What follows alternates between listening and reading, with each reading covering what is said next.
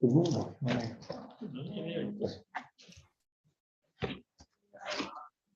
Thank you, Katie. Good morning, everybody. Welcome to our last community board meeting of the triennium. It's exciting and sad all at the same time. There will be change in that new term. Can I, before Ruben, to start with the karakia, please? Sure. Whakataka te hau ki te uru, whakataka te hau ki te tonga. Kia mā kina ki uta, kia mā taratara ki tai. E he ake ana te atakura, he tio, he huka, he hauhu, tihei, mo. Kia ora. Thank you for that, Ruben. Before I go into apologies, I'd also like to acknowledge the passing of our Queen.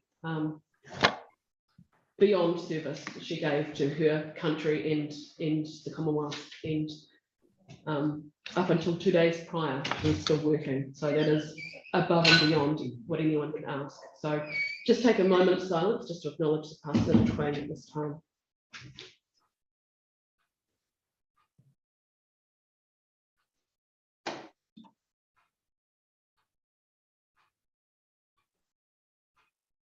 Thank you, everyone. Right, I will move on to apologies. I have got an apology for lateness from Scott. And I see Jamie is joining us this morning from Zoom. Other than that, I think the rest of us, Howard's still not in the room. There he is. So yeah, so just at the stage, lateness for Scott and Jamie on Zoom. Can I ask for a mover, please? Yep. Moved by Tyrone, seconded by Nigel. All those in favour? It's carried, thank you. Declarations of interest. I am happy to take those throughout the meeting should they arise. Confirmation of previous minutes. Everybody is happy with those. Have a mover. I'm happy to move. Ruben's happy to move. And Tyrone's happy to second.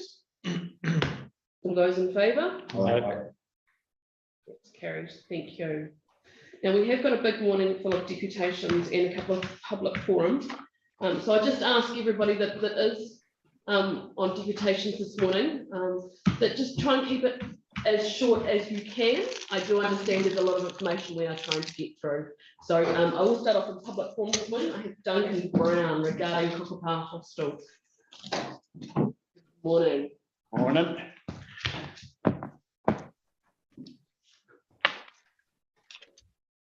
Tēnā koutou. My name is Duncan Brown, and I'm here to talk to you about the Kukapa community proposal for the Kukapa School building and reserves, which I've sent to you belatedly and hope you've had time to look over. Our community is keen to ensure that the school site is kept and cherished as a public space and heritage site, open to all and revered in its historical context. Current preferred leasee has a proposal which comes with a large price tag for the ratepayer, a large cost to the heritage fabric of the site, and a large cost to the local community's way of life. We have a few requests for you, the community board. Firstly, we'd like the board to recommend that the council staff costs our proposal while costing the preferred leasee proposal.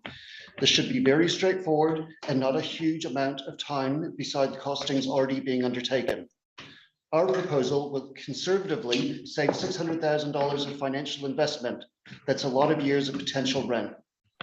Second, we would like the board to formally recommend to the council that our Kukapa community proposal be considered a real alternative to the preferred leasee in any future community board or council discussion regarding the Kukapa school building and site. Third, we request that particular attention be paid to the spirit, the wairua o te whenua of the site, particularly as the current preferred leasee plan is walking over the very heritage fabric of the site. And fourth, we request the council honor their stated goal for communities and citizens. Goals such as, and here I quote from the council's strategic framework and priorities, enabling active and connected communities to own their future. That communities be supported to undertake initiatives that make their local area a better place to live. That residents be given opportunities to be involved in decisions that are important to them. These among others. Our requests and proposal are sensible, reasonable, and financially prudent, as ratepayers, voters, and the wider community would no doubt agree. We hope you will be open to helping us realize our community's vision. It can be the start of a beautiful partnership between Kukapa and the council. Ngā mihi. Thank you, Duncan. Does anyone have any questions for Duncan? Not on the stage. None at this stage? Okay, no, thank you, Duncan. And I think from this, we will forward that information you've given us through to staff. For Fantastic. further information. We appreciate your time. Thank you. Appreciate you being here. So Liz, can we take can we forward that to staff? Just to save the information, of course. Thank you.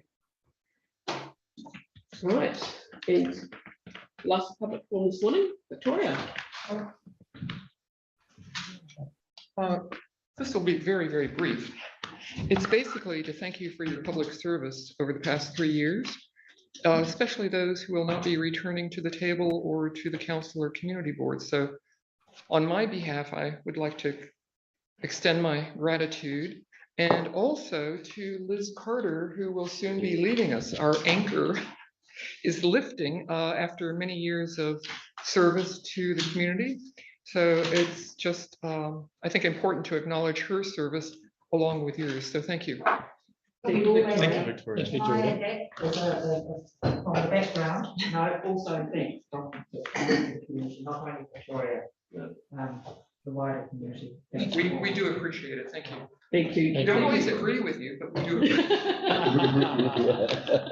that. No, we appreciate it, Victoria, and thank you for coming along. Just, Thank you. thank you. Slowly sinking. So that was lovely, and I Victoria did approach me yesterday and asked if she could do that and just acknowledge the board for their time. So look, I do understand that it is a hard job that we have here to try and balance all the community's interests. So thank you, Victoria, and thank you, Pam. Right, okay, now we're moving on to, I think that's the end of our public forum that I have at this stage. We are moving on to deputations, and as I said earlier, we have got quite a few to get through today. So during these deputations, I just ask also for respect. I do understand there is a lot of information for us to digest, but there is a confliction of ideas, but we ask that you are all respectful in how you share those. So first of all, I have got HMS Steadfast Landscape History and Conservation Report. So we'll start off with that, and I've got Jenny Healy. Good morning, Jenny.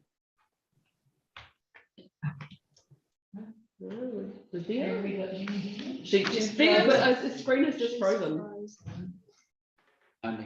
Okay. Might have to come back to We might have to come back to Jenny.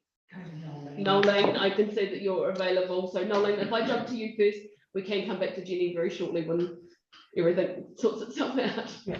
Thank you, Tori. And thank you to the staff for getting this report to you for this final meeting.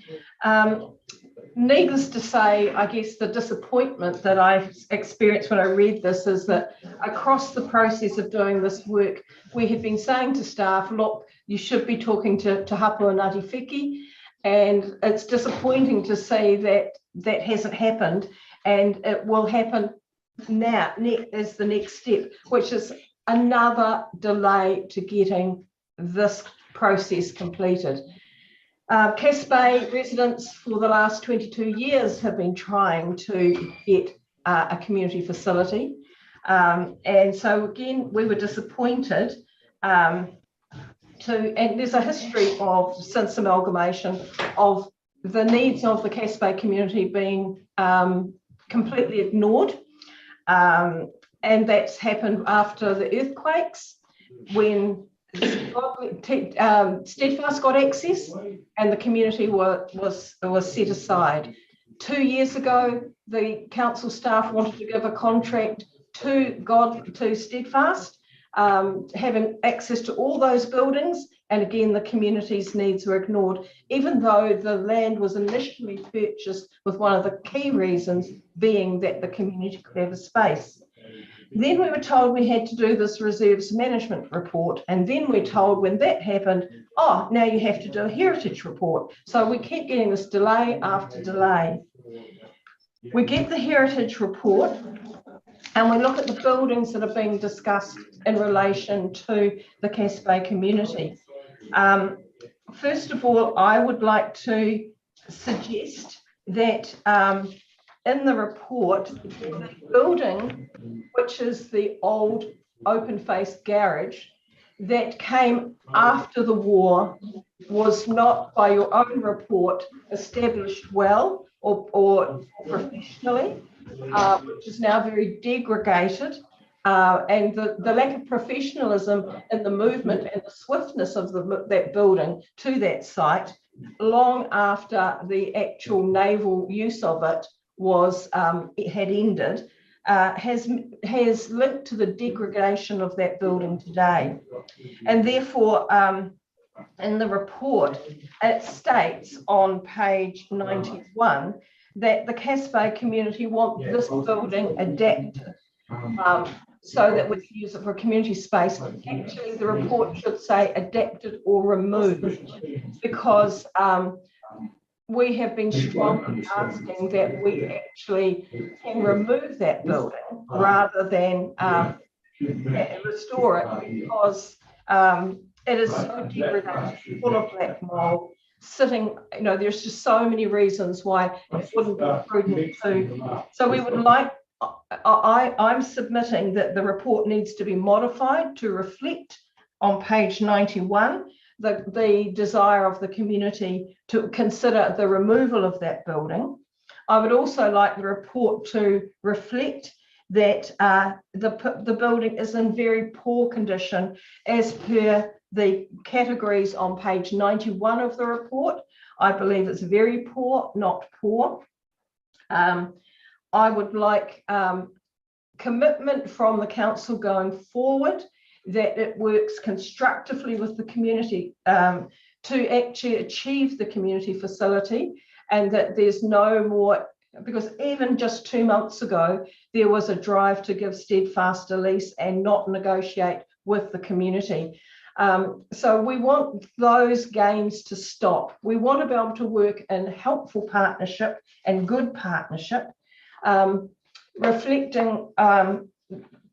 I would also like the community board to consider the requirements of Historic Places Trust, which is the founding organisation for overviewing heritage in New Zealand. And the Historic Places Trust do not have a classification on this area, but they do have some good points that when they acknowledge that a building is past its use by, that you take photographs, and I'm sure the Cass Bay Residents Association would be happy to have a plaque with a photograph of what the building looked like before its current extensive modification, and a little bit about the history on that site to acknowledge that. So, so in that way, the heritage requirements could be met. And those things should have been opportunities being discussed in the heritage report, I believe.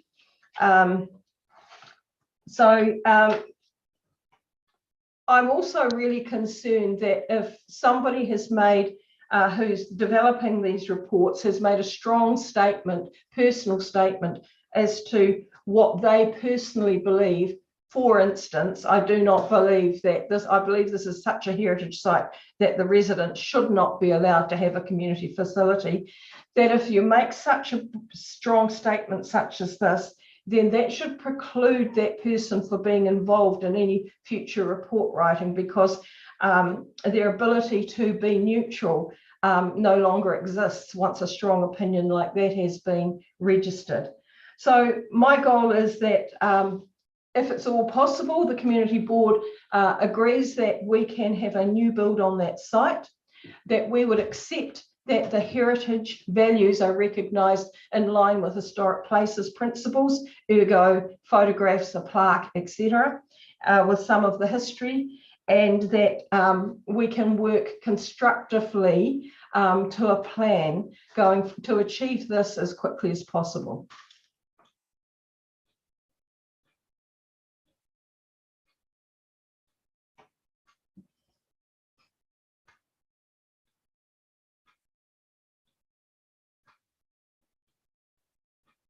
I'm not sure what, can you hear me?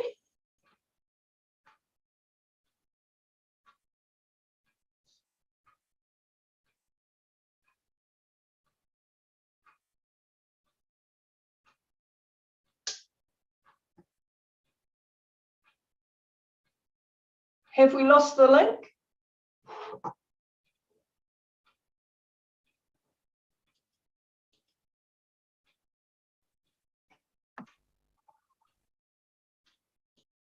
I can't hear anyone at the moment. I can hear you, Jenny.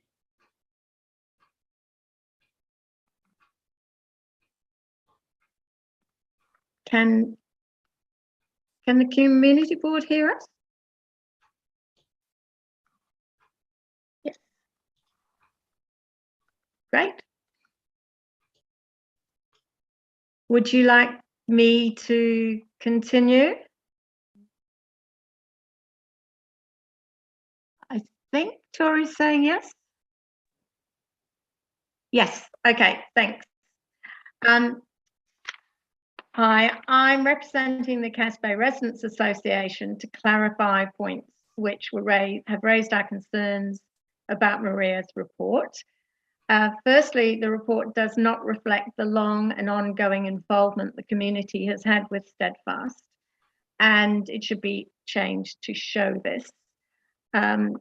Nolene has already touched on several things that I was going to bring up, but there's a proven need and desire for a community facility in Cass Bay.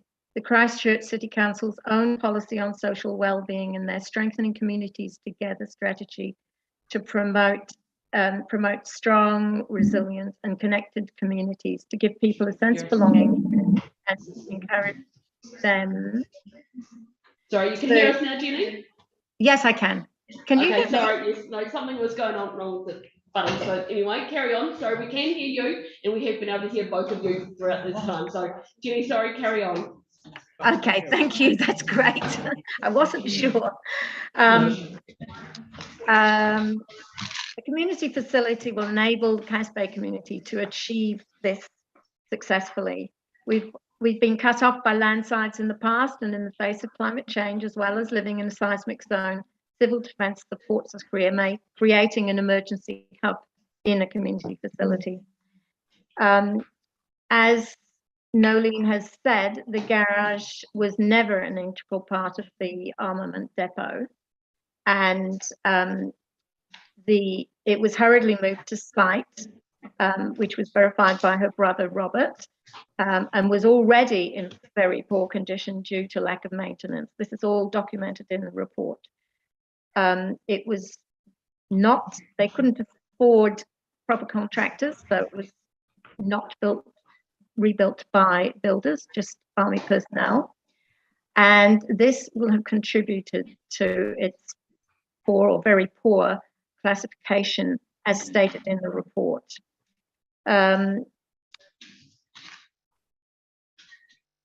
We've been asking the staff to be allowed to build on the site, which is not reflected in the report, as Nolene has said, to renovate what is essentially a dilapidated three-sided carport to a building that meets public occupancy regulations would be an expensive exercise. We've been reliably informed it could potentially cost over 20% more than a new build due to unknowns and a substantial risk to our community, who will be raising all the money to do the work. Ongoing maintenance will also be higher. We wish to construct a building with a regenerative, sustainable design using modern materials with a lower or neutral carbon footprint and a minimum of 120 square meters. The cadets will have over 500 square meters in buildings if they get everything they're requesting. Could Katie please put my photos up on the board? We're just doing that now, so just bear with us. We have got them, so just trying to share the screen. This design would it would be designed in sympathy with the other buildings on site, as shown in these pictures. By rotating the building 90 degrees, which is only possible with a new build, it would bring the heritage character of the original garage to the front and keep the building's profile to a minimum, as is shown in the top picture. It could be built above ground to allow a location at the end of the lease if needed or requested. And this will also allow drainage, leakage, mold, and asbestos issues to be addressed. Large sliding doors on the north side would reflect the openness of the original garage and provide natural ventilation and solar gain. The north-facing roof allows for the installation of solar panels and other future-proof technology, such as good insulation and for high-performing heat pumps, to be integrated into the construction. There would be minimum maintenance costs over the next 10 years. The community has donated over 500 hours volunteering to our reserve since last September and planted 7,000 native trees and plants in Steadfast since July 2020, which must count towards this building being carbon neutral because of our input. Tyrone had the good suggestion that if the garage could stand up to being restored, the Navy cadets could perhaps use it near the drill hall as a garage to store their vehicles and boats. Andrew has also wisely suggested a building assessment be done on the garage. Sorry. But we now ask the board for their support to be allowed to build a facility on the site of the old garage, which will meet the needs of our community, regardless of the outcome of any building assessment. We feel that this is really the best outcome for everyone. Sorry about that noise.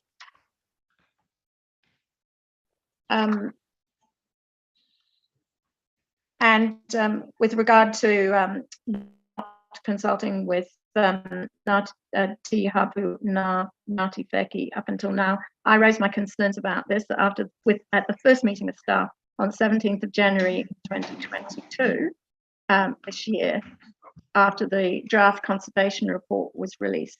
So I'm very surprised that that hasn't happened yet. Thank you very much for your time and your support in this issue. Thank you, Jenny. Does anyone from around the table have any questions for Jenny? No? Okay. Well, thank you both for your time regarding this. We appreciate that there's been a lot of hours going to not just your submissions, but work on the project as a whole. It is a big one. So no, thank you both. What's the deputations for now? I've been breaking. Okay. Right, so the next lot of deputations we have this morning is regarding the reserve committees. Should we discuss this while the deputations are fresh in the We're mind? going to go into that after the deputations are finished. So we'll do that report first and then we'll go on to the terms of reference. But we've got to finish deputation. So just Okay. Yeah, no, I just checked this. It just makes sense just to add it. Okay. So have we got Thomas and Paul? Is Thomas online? Paul's here. You realise they're over 3 years old. Last meeting. They were there the first meeting Sorry. too. Pull up a pew, mate. I've got mine. Oh, okay. That's the drive. I've got So pictures. Jenny and Noeline, we just ask that since you're finished with your part of the deputation, we are going to come to that report very shortly after we've had the rest of the deputations. So just to allow for extra people to come onto the Zoom link, are you able to pop out and have a look to our live stream and watch from there, if that's at all possible? We will be coming to the steadfast items straight after the deputations. But that could be a good half an hour, maybe to an hour away, depending on how long these deputations take. Short. Okay. Thank you. Good finding where you're at. Thank you, Jenny. Thank you, Nolene. If you're going to take me out, you must be giving us lunch. as Right. well. Apologise, Paul. Oh, You're right. I'll just get a picture up. yeah. Suits. Katie. Just to get me rolling.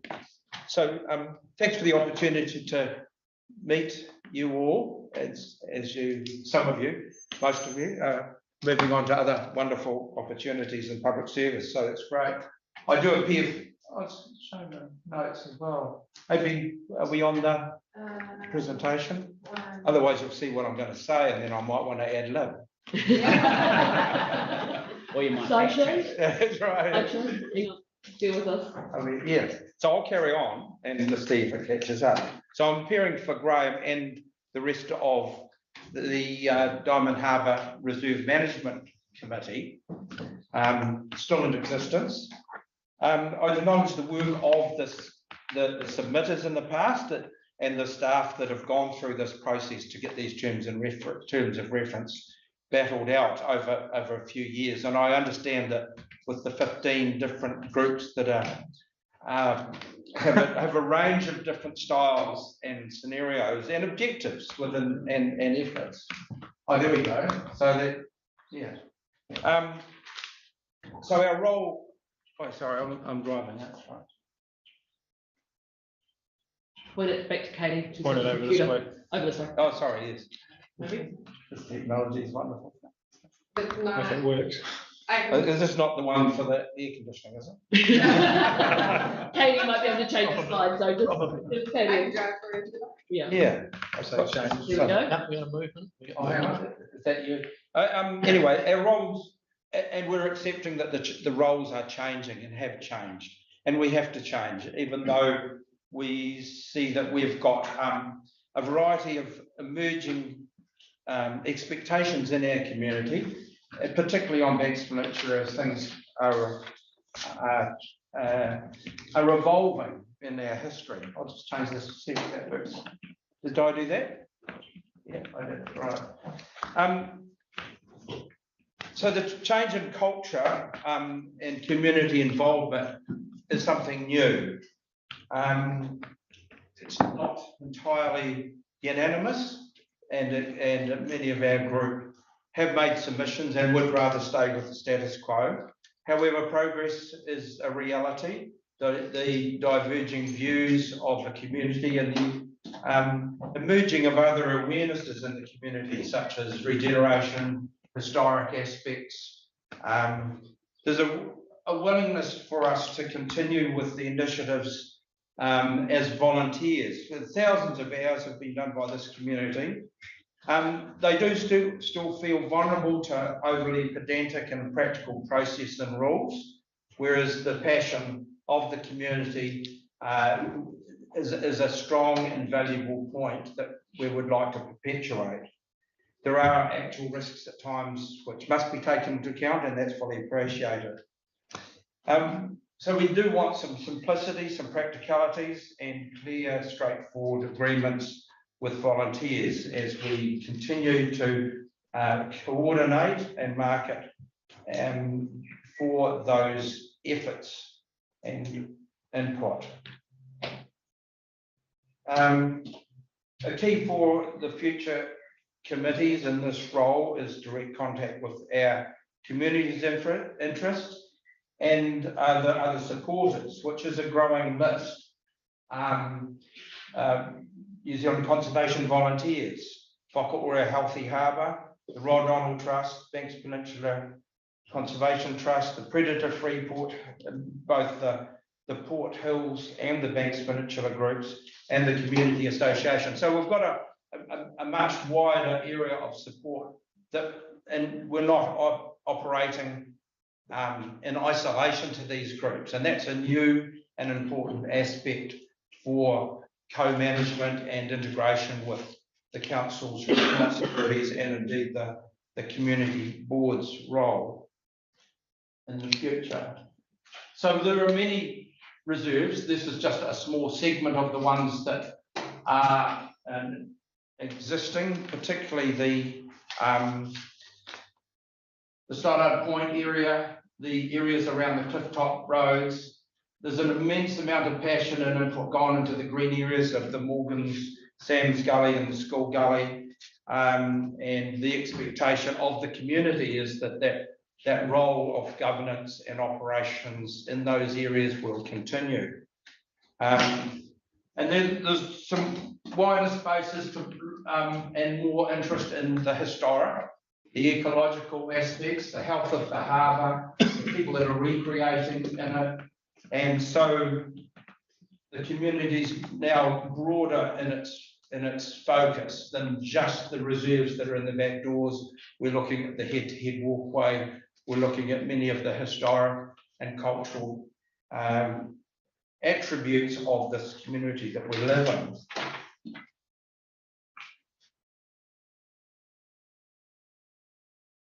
The continuation of working bees. There was a perceived threat with the detail and the intent of the terms of reference, that being able to coordinate, manage and facilitate working bees to regenerate some of these areas that are over-infested with weeds, immense amount of public interest, and improve access and protection of them is an important way forward for this group. And this is where we've got some divergence, the governance versus operations. There's definitely an intent or evident in the terms of reference that governance will be predominant. We didn't like that word. We'd love it to be removed, because within the 15 other reserves, I can imagine why that might be put in. But particularly in this case, the community involvement, the hands-on operation is a fundamental, and we'd rather be able to work up front with the staff all round on carrying these things out, rather than resort only to friends of reserves or sort of late night escapades into reserves to carry out the wishes of what could be happening. Not that we do that, but we don't want it to be done. So the group, but in our group, there are new people coming in that do understand the bigger picture, do understand that to co-manage with the professional staff and with the democratic process of the council, that we will change from just being a hands-on group, as long as we don't lose that ability for the hands-on people to still be involved. So there's some important roles that we will have to adapt with. We've got some really good relationships in those roles of council and those wider groups that we talked about. And it is a picture, I've robbed this from Steve, I should acknowledge it. But it is a wonderful picture. But we're starting to see the relationship that Diamond Harbour has as we look to the heads, all the work that the Department of Conservation is doing, the integration that we have with our coastal margins, and that's becoming far more important. And as the co-management includes taking the whenua more actively, that's a really great opportunity which we do support as a community.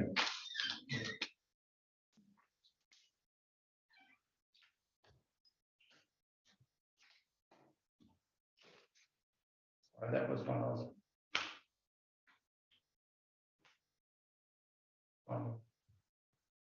So one of the things a slight whinge, we would have liked to have seen a schedule, so we understood exactly where council, the scope of what council may have been planning or foreseeing our involvement in particularly in the governance role.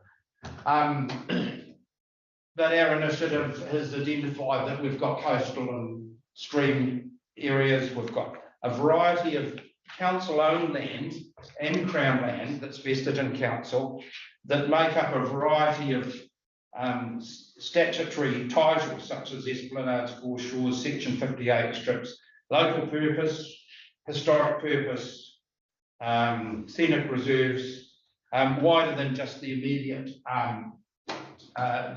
Diamond Harbour community area or the occupied area. The head-to-head walkway is still strong. We've got a variety of reserves that are getting more and more pressure on them and more focused. It interrelates to not only historic, but also ecological areas, such as in Purell, with the historic reserves that are there, the stream catchments, which are becoming more and more of a feature for protection and sustaining not only Mahanakai, but also the future recreation as more and more of the batches are becoming permanent residents. And that's something that not only in Diamond Harbour, but all around on the north side of the harbour, we're seeing a lot more of this trend. And then the future developments that the council might propose for the council-owned land is going to be putting more pressure on these areas. So we're in a good time. It's a good timing to go into this co-governance role with developing plans that have an overarching strategy, landscape plans that start identifying the values of the current community, but also looking towards where those future areas could be emerging. And we might be looking, or we are looking at a wider set of skills going on to this governance operational group in the future. Some of these areas may need further consultation to ensure that we've got coverage, particularly for some of the Purell areas with Kokarata as well as Ngāti Wheki. That's just a matter arising. It's important that the channels of communication are maintained and enhanced as we go into much more formal structure. Not only does that means that more formally Paul's team and all the reserve range of groups and the governance groups will have a variety of formal and informal relationships, and that's important. But we do have to make sure that they're all integrated. Particularly with property is important. Talking to the property sections of the council is important, and we'd love to have as good a relationships as we do with the park staff on that. The community interest is quite diverse, and reiterating again, there are a lot of people that are a lot of groups that are overlapping, and the future of our reserves and our community really relies on us working with all those groups in that bottom line. And in fact, there is really good working relationships going on right now, and we want to make sure that the ability of the new group in its governance and its community roles will perpetuate those and enhance that relationship. So there's a variety of relationships which we must continue. Okay, so we need to move through the last few quite quickly. Yeah, okay, that's a lot of things that are efforts to doing. I'll move through that, sorry. And I've already covered this, I think. Yep. But that's important. Many of our happy folk engaged in the thousands of hours that we've been doing. I've talked about those conflicting roles, which are not conflicting, but challenges that we will have to move into a different dimension of communications as we go through. So that's the end of it. I do wish you all for your next phases in your governance and community and leadership. And we wish to continue at the local level with those of you in your new roles and those that come forward to this role in the future. So thank you very much for your support to get us this stage. And we're going to carry on, and we wish you all the best. Thank you, Paul. We appreciate that. So, Any questions? Haven't really got time. We did kind of use the 10 minutes. Yeah. Okay. What was the question, Scott? No, I'll talk to Paul offline. It's just I'd like to know what you.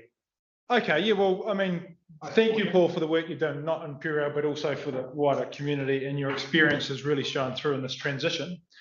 The relationship you've got now with parks at the moment, do you see a conduit like that with the Christchurch City? You're talking about planning, and the other committees you've got to work with. How do you see the conduit there? Do you see one person acting on behalf of all of them, or how is the RMC going to deal with that? Because they are different organisations as such. Yes, they are different organisations, but I think that's a maturity that we have to go through. We've got our people that just want to do, yep. But we also need to support them in the longer term, not only for financial but strategically. That the people that are doing need to be have some strategic leadership and enabling. We also want to understand more and have more influence on for the financing, as the different aspects of council have got different funding opportunities. We want to secure those in a strategic and a longer term sense, so that the long term plans or the triennial plans, and then the LTPs, and having an input at that level to support the people that are just passionate about doing stuff. So you see that through one liaison or several? Oh no, there'll be more than one. Yeah. Just having it through one would be an obstruction potentially, because with due respect to all advisors, there's and 15 other groups that we wouldn't want to, and the personal relationships, both professionally and practically, it should continue. Yeah, we've got to make it work, and there's a scope for the formal and the informal. Cool. Thank you. And thanks for your work, and you've got to include Te Ahu Pātiki in the bottom line from now on. Okay, thank you, Scott. Okay, yes. We have got a few others to get through this morning. So have we got Brian online? Next up on my list is Brian Downing. Is he online? Wendy's up there. Wendy, have you got Brian with you? Because he's... And you need to turn your microphone on, sorry. Can you hear me now? Yes, we can. Yeah, I don't think he's coming. Okay, thank you, Wendy. You are up next, so if you'd like to start your presentation, that'd be lovely. Okay. I'm not sure if I'm on the screen. I can't see myself on your screen, but I'll just talk anyway. We can see you, yes. Okay, Thanks, all right. Wendy. So thank you very much for having us to speak this morning on reserve management committees. So what I'm about to discuss with you highlights the broken framework around reserve management committees. I think the terms of reference and delegations have been, in the most part, fit for purpose. It's the lack of institutional knowledge and active support for reserve management committees and the community board on reserve matters that's been the key failing in my perspective. This has meant no inductions for all parties since 2013, very little admin support for committees, no clear understanding on how management of gazetted reserves should work, no Reserves Act 1977 management plans, and now staff recommending the downgrading of community management on reserves to management under staff control with community board approval. First off, I'd like to explain the philosophy of the Lyttelton Reserve Management Committee. I think this is something that you should have heard at the very beginning of your 3-year term as part of an induction process, and not at the end of the term like you are today when you're being tasked to make important decisions about us. So the Lyttelton Reserve Management Committee began back in 2005, and since that time, our community has been fully involved with the development of the reserves. Our former council believed in community management and entrusted locals to get on with it. Locals were seen as the guardians and experts of this precious resource, and as such, the highest level of protection, gazetting, was adopted by the former council. A management committee reporting to council was established, and a program was developed around best practice and community needs and not staff desires. The program has been followed to this day, and in my opinion, the Lyttelton Reserves Management Committee's only crime has been trying to apply best practice Reserves Act 1977 administration management to the land that we have been entrusted to protect. So I've made up a bit of a table. I'm not sure whether Katie's got that, but I wanted to give you a snapshot of what the Lyttelton community management model is compared to what you will get, I think, if you adopt the terms of reference for this new ranger style model. So thank you very much, Katie. So I'll go down the left-hand side first. And so I just want to highlight quite big differences between what we have now and what we could get if you adopt the terms of reference. So in Littleton, one of the key differences is a whole reserve is based on time. It's like a giant time bank.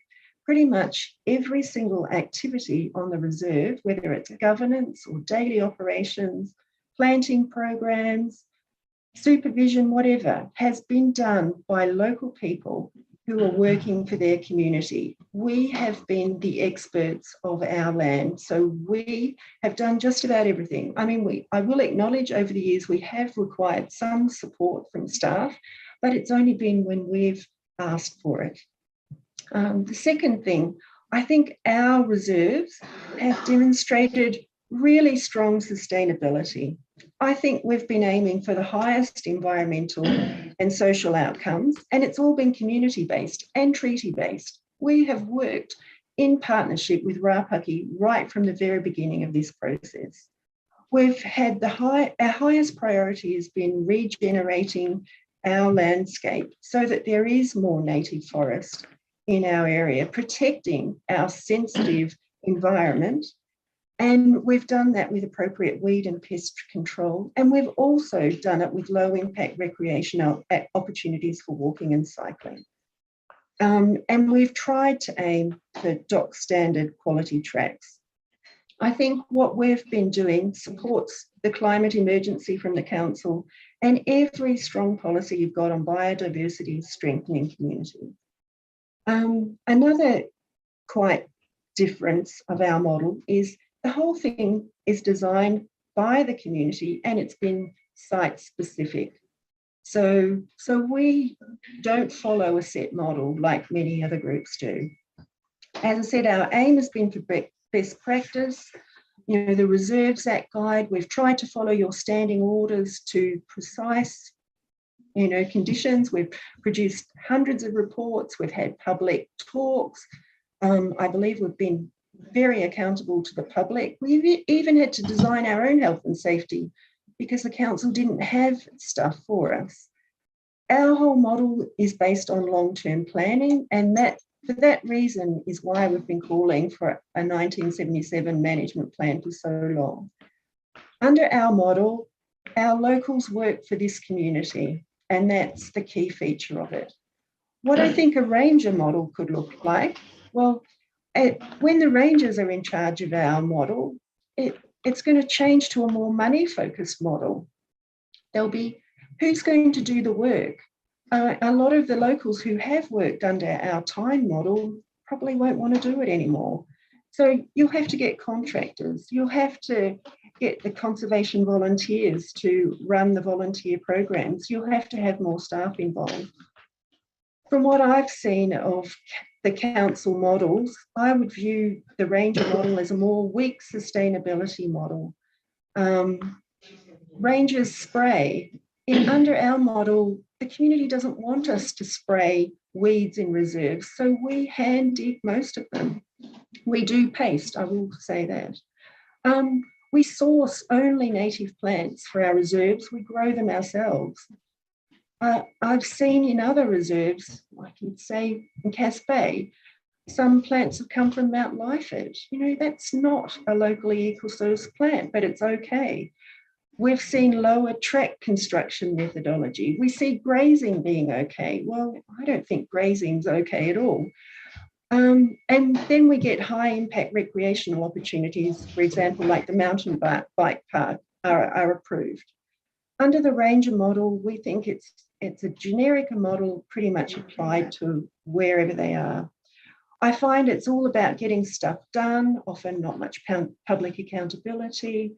And we've never had one written report from rangers at our meetings. So I don't know. I will say I have noticed modifications over the years by some of our best practice stuff now is being implemented for track development. By now, rangers do require more environmental reports and more location-specific reports to create better tracks. I think the ranger model is definitely a much shorter-term planning model and based around flexibility. Rangers don't like the land to be gazetted because it does require a higher level of protection. And so they prefer just a freehold CCC land model. Under this model, locals work for rangers, not their community. So in my personal opinion, if you proceed with the model that you're looking at, the community will have no management power anymore. And as I've said, I think lots of locals will leave our program and they'll feel totally disrespected that their 20 years of work is not valued. I think if the new terms go ahead, the reserve committees will be lookalikes of what they are supposed to be. In effect, they'll just become advisory committees. I think they'll be dominated by informal meetings where staff will just ask people for opinions, and then those opinions will be presented to the board and everything will be a fait accompli and just happen. So what would I like to propose instead? I still think the current terms of reference are okay. And so I'd like you not to approve the new terms of reference today. I also think our wider community needs an opportunity to discuss the future of reserve management committees. When these committees were originally set up, the community was asked what they thought. So if they're going to change in this dramatic way, I think they also need to be asked what they think about that. But a final point I think would be really great is if we are able to create a co-created framework around reserve management committees as a way forward. It's time for everybody, interested persons, the community, yourselves, staff, everyone to come together with a really good facilitator to finally collectively address all the issues and come out with outcomes together. The current process has been quite isolated and I don't think it's worked. So I'd really recommend that if we had a co-creation process happening now, before new reserve management committees were appointed, and when the new community board members are elected, and then it will be such a positive start to move forward to try and make our reserve management committees work as they should. That's all I've got to say. So I hope that was constructive. Yeah, no, that was good. Thank you. It is 10 minutes, so I'm sorry, I've got to keep things ticking along. That's fine. Thank you, Wendy. Thanks, Wendy. Right, so next on my list, I have Josh. Miriam, are you there, Josh? I am here. Okay, good morning. Hello, good morning. I don't have much prepared here, but I'm glad to speak to you quickly once again, also as a member of the Littleton Reserves Management Committee alongside Wendy. But I think you all know that I'm a bit of a one issue person, which is that I also advocate for the local mountain bike group.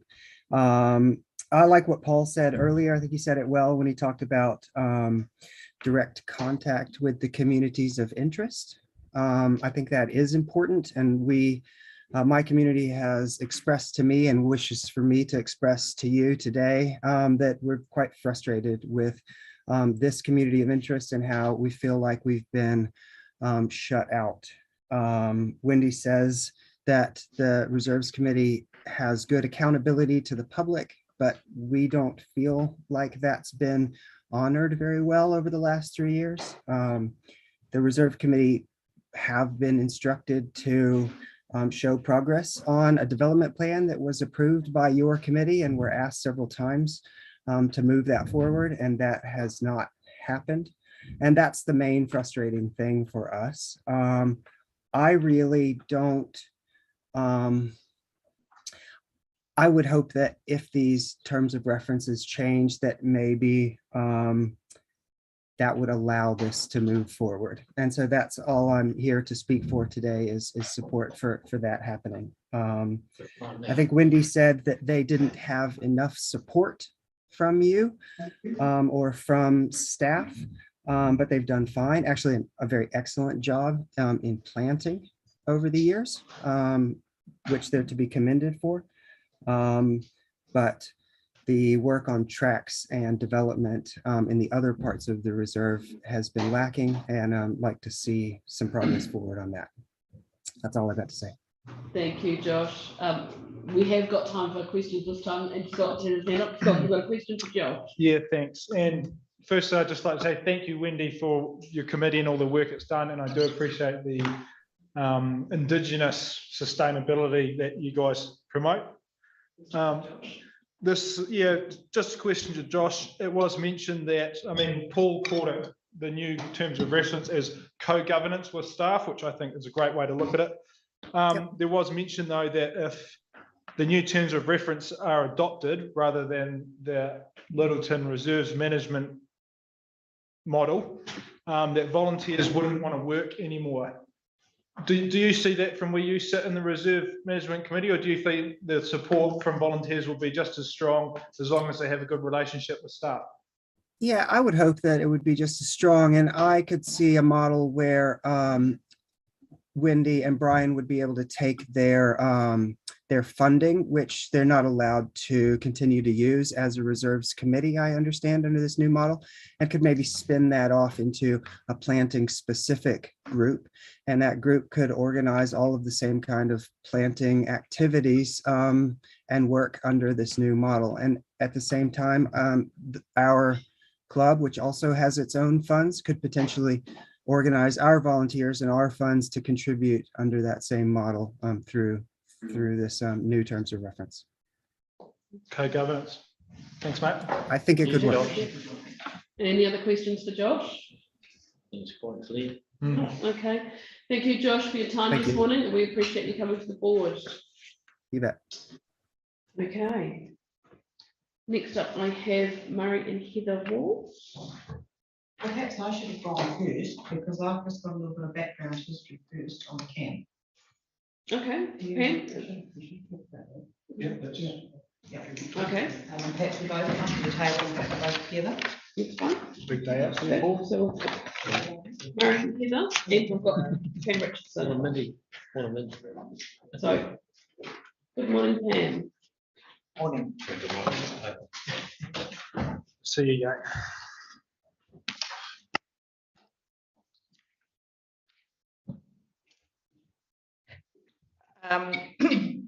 I've been both sides of the fence. I chaired the board for 4 terms, and it was almost going through a vast period of that time of reorganisation and change.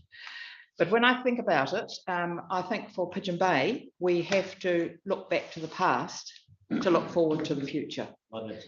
And over the years,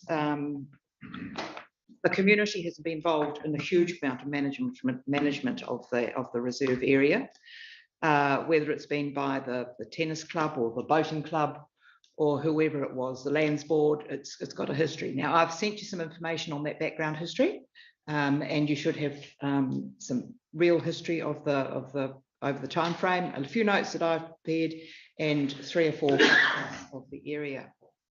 So the Pigeon Bay camp is it's managed by a reserve management committee along with the support of Colin Jacker, the manager activities and events, outdoors recreation, sports and events, and Paul Devlin, the head ranger for Banks Peninsula. We really value their input into the running of the camp. So we've got 40 campsites, 20 campsites of regular campers, and the regular campers pay a fee, and their caravans may remain on site for the year, or they may take them home, and they're required to stay 10 nights a year. And we have 20 casual sites available for casual campers. And we've got a version of Pigeon Bay Camping Ground as a quintessential low-cost, family-orientated, Kiwi-friendly reserve and playground for all our local community of Banks Peninsula and visitors to enjoy.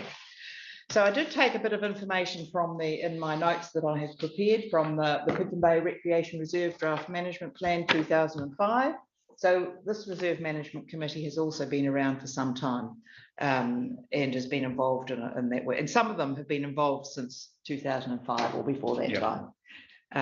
Yeah. So the earliest records of the camp show that the camp was made by infill from a slip that happened in the 1890s and slipped into the area and filled it in. And so it is an area that is very vulnerable. From the 1930s to the 1960s, the area was used by local residents for tennis, gatherings, swimming and tennis-related functions.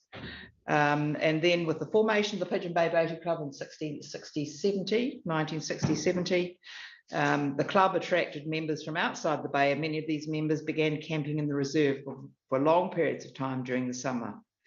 This brought a steady rise in income to the Domain Board at that time and general upgrading of facilities. So the facilities were then upgraded following the earthquake, quite considerably over the earthquake, and we had a very flat expo that was installed on site at about a cost of $300,000. It was brought in and plumbed in, and it's a rubbish cage was removed about this time. We used the rubbish skips that are in the bay as well. But the Pigeon Bay Reserve Management Committee has been heavily involved in the running of the camp, and they've been heavily involved in the activities that have taken place. Just recently, the tennis court was areas were reconcreted, or the concrete was repaired, cracks were filled. The tennis netting, we have paid for and removed the netting and replaced it with new netting. A basketball hoop was installed, and just lately we've replaced a volleyball or a wall in the camp. But much of that has been done and much work has also been done to do planting in the area. So just in looking forward to the future, we do need to have a long-term view of what it might look like. So there's just some things that I just wanted to talk about, and treading lightly with the estuary area. And when we came with the landscape plan, we identified that the estuary was a very valuable area for nesting birds, variable oyster catchers and other South Island coastal birds. And it was recommended in that the mud should remain. It's a very valuable area. So we just need to be very protective of that. And we don't want to displace the birds from that. The reserve camping area is also in the coastal hazards area.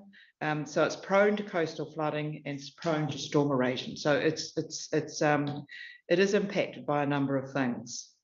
And we did agree in an earlier meeting that we wouldn't fight these systems, that we would just work with them. It's horrendously costly. And so the other thing that I want to really showcase is that the tsunamis that we've had in the bay. Now, not many people probably know about the tsunamis that have happened in the bay, and I did include a photograph one in the 1960s. There were ones before that, but that's the one that most people that in our lifetime we can actually remember, and how it removed things around. But since then, we've had the Chilean earthquake of 2010, where there was considerable water that went through the camp, and the Kaikoura earthquake, where we were up at 3 minutes past 12 in the morning and knew where everybody was. And then just recently, the Tongan volcano, the undersea eruption, which also caused a tsunami in the bay. So it is a place where we tread the ground very lightly. So we need to maintain a long-term perspective and work towards an appropriate outcome. The camp also has a restricted water supply, with the water to wash the basins in the toilet block disconnected and sanitizer supplied to reduce the flow of grey water into the holding tank for the septic material. The holding tank requires emptying on a regular basis over the peak season. Outdoor washing facilities drain via soak pit. And the camp is registered with the City Council as a remote site. So that's just a little bit of background of history of what's happened, what the camp looks like. And so Murray has got some issues that he would like to raise. We were a committee that was a bit divided, but we have had a meeting and we've come to an agreement how we would come to this meeting today. So thank you, Murray.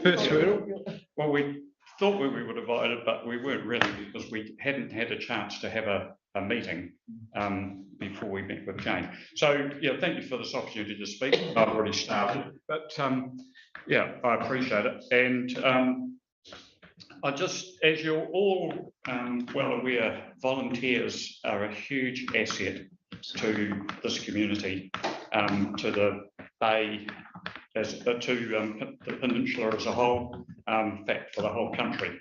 But those volunteers, or us volunteers, because we're volunteers, a lot of you're all volunteers, the only thing, or the things that we want in return for volunteering is mainly the feeling that we're making a difference, that we're having a say and we're making a change. Also that we're needed and that we're appreciated. The way that we feel at the Pigeon Bay Reserve and the committee, we feel at the moment that we're not appreciated. And it's a real shame to feel that way. I've been on the reserve committee for 3 terms, 9 years, and my wife have. I've been as chair of the community board, so I've been on the other side. Oh, the other side. So I've only been on the chair of the reserve for 3 years. And we've really enjoyed our time working on the committee and working in the camp and seeing the difference we've made. We've made huge improvements, as Pam has alluded to. We've now marked out sites because we were getting so many people staying in the camp that we've had to mark out sites so that we could control, you know, where people were staying, that sort of thing. And as a whole, we were happy with the old terms of reference, and we're still reasonably happy with the draft terms of reference. The only problem we've got with, well, the main problem we've got with them is that we feel that they're being applied over the board and over all the reserves, where all the reserves are different and have got their own idiosyncrasies, and that the reserves can't be all treated the same. But as a whole, we are happy to work within the terms of reference as they are, with a few provisos that I'm going to talk about. So I've submitted a document which I don't actually want shown, but well, it doesn't need to be shown because it's behind me. So I'm not actually going to speak to that document because that outlines in detail what exactly our concerns are and what we are wanting. But the terms of reference use words like and phrases like collaboration, discussion, collaborative approach, local involvement, encouraged to participate in conjunction with council staff. But as far as we're concerned, none of these things have been applied with the way that the terms of reference have been presented to us. In the past, we've worked really well with council members and had a really good relationship with them. One of them sitting behind me now. And Pam mentioned about Colin. And we have had preliminary discussions with the staff on what the new terms of reference, how they would be applied to us and what the options were for us. But the problem now is that you've all got copies of this document, which is advice to you from the council. And it says there that we are to continue as a reserve committee. But up until now, we've been led to believe that we could, if we wanted to, form some other entity, be it an incorporated society or some other entity to self-govern. And I know that we'd still be totally work under the draft terms of reference, but we have been led to believe that that was an option on the table for us. But now we're being told by the council, with no prior knowledge to us, that as of this meeting today, that we are going to continue to transfer operations of the camping ground to the system that operates for Devotional and O'Kane's Bay. And we don't have a choice. But we have had no communication from the council up until about 2 weeks ago, when this document came out. I'm just reading from a separate paper, that was going to happen. And it was a total shock to us because we were in communication with the council and we had looked at some options. Some of them we were happy with, some of them we weren't. But now we're just being told that that's state complete. I still can't really understand how that's happened. And so basically what we're asking is that this committee advise the council or ask the council to continue discussing with us the options going forward and work out how we can work either under a separate entity or how we can work under the terms of reference. And to me, that's, seems to be a no-brainer, and that's what we've asked for in the written deputation as well. That all we want was some time. We were told originally that the decision wasn't going to be made until after the new board was appointed, but now we've been told that the decision's been made today, and we are totally united with our committee that we do not want to have that decision made for us with no discussion. So I think that's about. How much time have we got? Because there's two of you, you have got a few more minutes to ask questions. So yeah, no, that's fine. So I'll go Scott, then Andrew, then Michael, thanks. Scott. We do appreciate the volunteers, and I've heard Paul say many times that the Pigeon Bay is, full of great people that do great things. So yeah, I mean, conflict of interest having a caravan over there, but that's that's all right. So you spoke about an incorporated society, so I'm guessing that's to do with handling money. So you'd like to still control the campground and control the money side of things? Yes. Okay. Yeah. So besides from handling the money, do you think anything else will change in with these terms of reference for your committee? Because obviously you've got a strong relationship and it will stay the same. The only difference will be handling of the money. Yes, basically. Yep. Yeah. So what benefit is it to you to handle the money rather than a council staff? Well, I presented and I'm not wanting to get down on the council, because, but I mean, we all understand how councils work and councils cost money. And when I presented this sort of scenario to the committee, I also said, well, I'll put our slant or my slant on it. Yeah. Whereas the council would probably put a slightly different slant. So you've got to appreciate that. But we're wanting to build a structure on the reserve, and that the campus can use if it's raining or a sort of a gathering area, a barbecue area.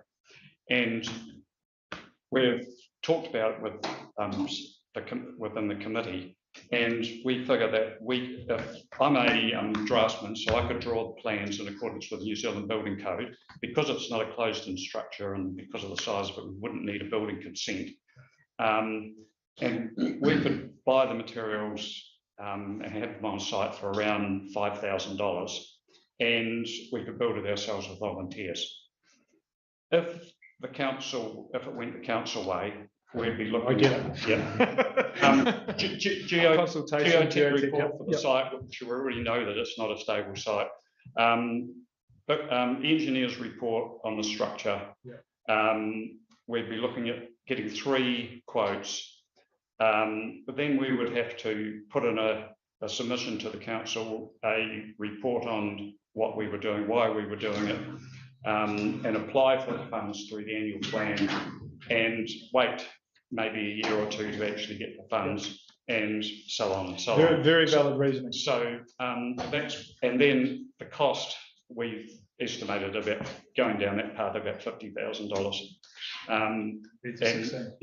So that is just one little scenario of why we would want to control the finances. Fair enough. Good answer. And appreciate it. That's where it goes. Okay, I've got Andrew, then Nigel. After that. Sort of getting there. Okay. Thanks very much indeed for the presentation, for raising the issues. I'm going to stick totally to the matter that's in front of us today, which is whether we approve these terms of reference or whether we don't. So just going back to what you said in your presentation, you thought that you were going to be invited to give feedback, but you haven't had the opportunity to provide feedback in a meaningful way because you haven't had the opportunity to have a meeting as yet. Yes. I certainly take the point around not feeling appreciated at the moment. Concerned that you're saying, you know, this has come as a total shock. You haven't had time to give feedback. You don't want that decision made for us with no discussion. Is what you're really saying is you want more time for those discussions to occur before the board makes the decision to adopt the terms of reference? That is exactly what we're saying. So you're saying don't adopt the terms of reference today. Give us more time for discussion. It can wait until we've had a chance to give meaningful feedback in a time frame that's comfortable. Yes. So Yes. those that are missing from the feedback and discussion is that those that are in the camp at the moment who've been there for a long time and they deserve discussion with them. The wider community, we haven't had an opportunity to talk with the wider community about a meeting to talk those issues through. So the committee is of one voice in saying, don't adopt these today. Give us more time to do the work we want to do to get the feedback from the wider community and other people. Yes. Yeah. Thank you. And to understand how whatever's going to be implemented is going to be implemented. Because as far as us, we may decide that we don't want an incorporated society, depending on how that's going to interact with what the council require and leases and all that sort of thing.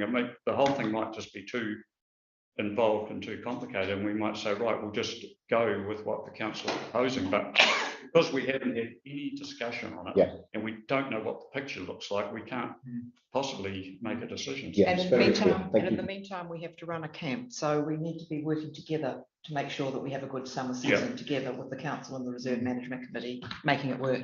And the other thing I was going to say is that over the last, sorry, I should have said this, but I've only got very brief notes. As a Reserve Committee, we haven't had a paid full-time caretaker for over a year now. So we have appointed a part-time caretaker, and as a committee, we have been working with our spouses or partners or whatever to run the camp ourselves. So we've been taking all the bookings, we've been handling the finances, we've been cleaning the toilets. I haven't cleaned public toilets for a long time, but been doing that and doing everything. So we know exactly what is required for that camp to work and how it needs to be run. And it certainly doesn't appear to us that the way that the other two camps, Devotional and O'Kane's Bay, run will work for Pigeon Bay. Yeah, sorry. Yeah, no, Nigel, yes. Just quickly, so you have been told you cannot be an incorporated society? Yes. By who? And the terms of reference state that we can. The advice given to the council, the legal advice given to the council state that we can. Thank you for that. Yes. Exactly. So did you get an answer to that question? Who gave the advice that you couldn't be an incorporated society? Person sitting in the corner. Staff. We can go through that when we do the thing, but it's actually in the terms of reference. It's only an option for the ones that have a community facility. Community facility being defined as a community facility under the council's community facility. Yeah. Any further questions of Murray or Pam? Thank you both for your time this morning. We appreciate you coming along. Right. Especially concerning money towards the community. Okay. So I guess we're now going on to item 9. Yeah, okay. So item 9 is HMNZS, too fast. Maria, come to the table, please. Good morning, Maria. Good morning. Thank you for the opportunity to come along today. I'm here to present the HMNZS Steadfast Landscape History and Conservation Report. This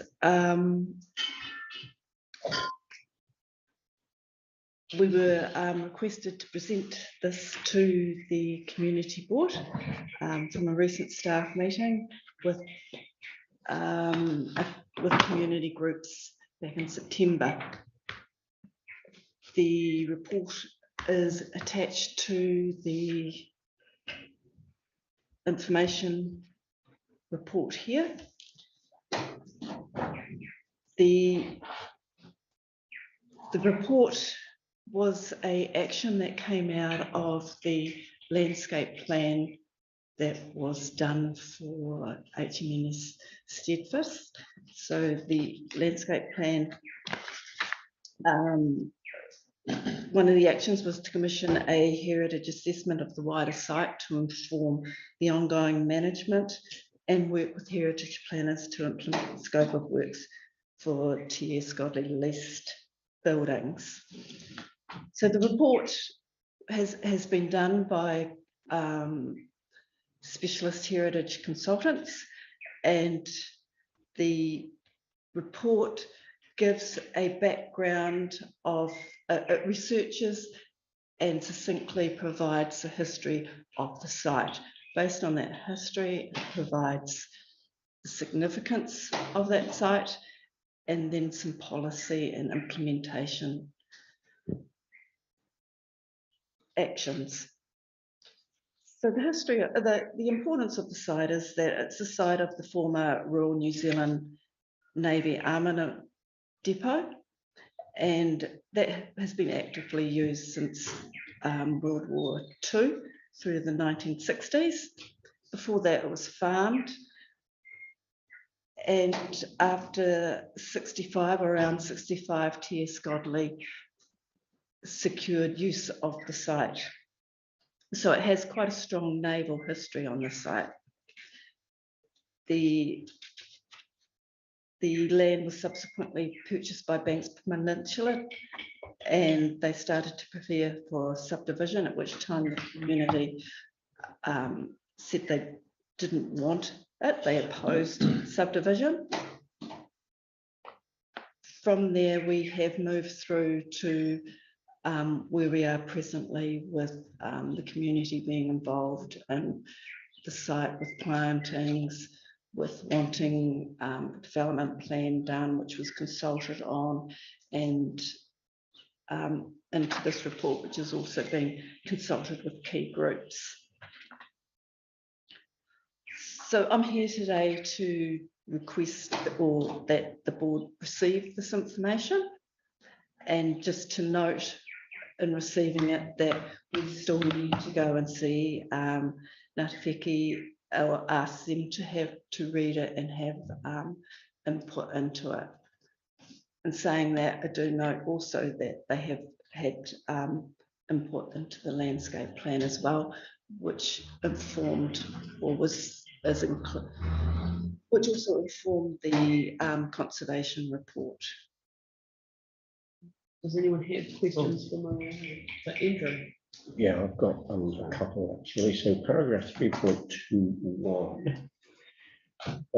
TS Godley Casper Residents Association, the Reserve Management Committee and Governors Bay Jane Roberts were consulted during the drafting of the report. And then 3.25 relates to the statement from Robert Allen that was presented to the community board. An interview to record Robert Allen's recollections was undertaken by staff on the week of the 22nd of August. So this was obviously the subject of some discussion at that meeting that we were all at on that very cold morning at Steadfast.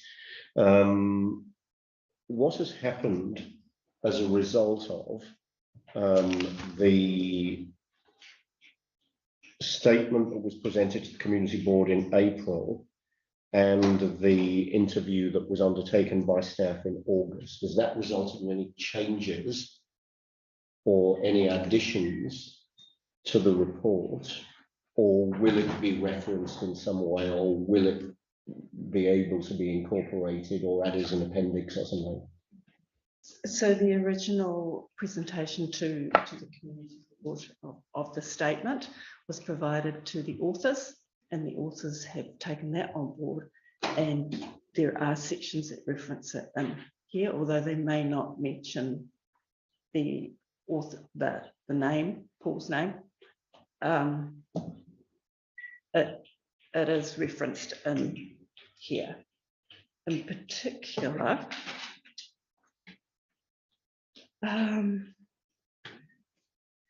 So presume. oh, sorry, it was Robert's notes. So he mentioned in his reports and also in his interview that the garage was hastily put on the site. Yes. So the report actually, in its research, discovered that, and that is also, I think it's page 38, where the HMN's Tasman's shipwright shop was dismantled and relocated, and it states the memo also implied that re-erection was done hastily for several reasons, and it gives the reasons there. So yes, that recollection of is supported in this document. Right, okay, so that's actually incorporated in there. Is there anything that came out of the discussions on the week of the 22nd of August which should be incorporated in the report as well, or that should be at least acknowledged that this discussion has happened, or this information exists, or there are views from some in the community that, or, you know, I'm not saying it needs to necessarily be incorporated in the report, but we have heard from the local community that they feel that there hasn't been adequate incorporation of or weight given to some of the oral history. Is there a way that that could be better incorporated or acknowledged in some way, realizing that that's a report by professionals, so within the report might not be the right place? So the interview that was done, reading through the interview notes and aligning that with the earlier statement presented, the information is fairly similar. So there was no additional information came out of the interview that hadn't already been presented in the document. Okay, thank you. And I guess the question that everybody's probably thinking, why did we not talk to Nasifeki earlier? Normally what we do is we, well, with our conservation reports, this has been a more recent progression since the heritage strategy, that as we do the conservation reports, once we've completed them, we will take them to iwi and have them comment. And that way they get to see what policies are there, they get to see all the history we've put in there, and then they provide us back what they would like to see included or what they would like to see changed. It's a process we followed with the Akaroa Cemeteries Conservation Plan, and it's the same process we will follow here. So that's what, so the standard process is, while the report is still in its draft form, it then goes to Nasifeki for them to read and for them to comment on. Their comments are taken into account, given weight to, and may well result in changes to the draft report before it's finalised. Yeah, all right, because actually, no, that's fine. Thank you. Okay, Tara, you've got the next question. Good on Maria. Hi. Thanks for all the work that you've done around this. It's really appreciated. So, is there anything within the report that would preclude the relocation of the garage to an alternative site so that a community centre could be built on the site? As the report stands, is there anything that would preclude that, in your professional opinion? And the report deals with specifically with those items. So it talks about new work. I'm just trying to recall whether it talks about relocation. There'd have to be significant work done to it to relocate it anyway. And the yes or no would be. I would say relocation is an acceptable heritage approach. Cool, thank you. As long as it remains on the site. And rebuilding of a new community facility. That's not what I'm here today to discuss on here. So there's no optionality in there for the community buildings to site, new building on their site. Where new buildings or new work is discussed is in that part of the plan. Sorry, Sharon had a follow-up question. Sorry, so just the final thing that you said was that as long as it remains on the site. That's Okay, good heritage practice. that's cool. Yep, I'm down with that. Yeah. We do have, I think we've got, and correct me if I'm wrong, we've got a previous example of a heritage building being relocated to a completely different site within our board area during this term, and I'm just wondering how those two things kind of, I'm talking about the. You can relocate heritage buildings. They would prefer that and you demolish them. Yeah, I guess Best it's just practice it's is just on the the idea site. that it has to be on the site. Yeah. Like, I mean, because we've done Best practice. other best practice. Yeah. Yeah, leave it on the site, even All if no good. one can go to that site and visit it. Yeah, I mean, Like the old jailhouse on. but it's not inconceivable that it could be moved to another site where it does get more community amenity and buy-in and all that sort of stuff, right? That's, you know, that's kind of almost like a desirable outcome in a way. Yeah. To paraphrase Howard. Retention is always a better outcome than completely losing it. Yep. Okay, cool. Thank you. Thank you. So anyone have any further questions now? Someone said that Kate Russell is on the call, and Kate, did you have any comments that you wanted to make? You had your hand up apparently. Sorry, I can't see you on the screen, so I missed you. That's fine. Kia ora, everyone. Can you hear me? Yes, we can. Good morning, Kate. Thank you. I did put my hand up before, just in support of Maria with Andrew's question around the interview of Robert Allen, because I did that interview. And Maria's correct in terms of the facts and history and time frame. There wasn't much in that second interview that went beyond what he'd already done in his written statement. However, I think it's important for you guys to note that probably the best value that we got out of that interview was his statement around the fact that this was a community hub of the time for many years. It was an area where the community gathered. They came for community events. They came to watch movies. When the whistle blew at midday, it was like all the farmers in the area set their watch by it. So it really it really has been an integral part of that community, as well as being an important military base. It has been a community hub, and I think that was the most value that we got out of that interview. Thank you, Kate, for your input. Right, we have got the report in front of us and recommendations from staff. Yeah, I'd like to actually suggest we add number 3. That the council will work with the community to ensure adequate community facilities are available in the future use of the site. That's it's an inappropriate recommendation to make, because this report is about the conservation plan. Yeah, it's not about actually use having of- community facilities on site. Okay. Thank you for that. We can provide a steer of what our board thinks is a good outcome for the site. No, or in terms I would of have thought community community use. use would include a conservation use as well. Alongside approving this report, the board notes its own and the community's strong interest in. Yeah, so we're acknowledging that it's not in relation to this report, but we're noting that that's the environment that we're working in. Yeah, because we've got to pull all those things together. It's all part of the narrative. Like, we don't Especially want if the new board's going to be read, we need to pass that through.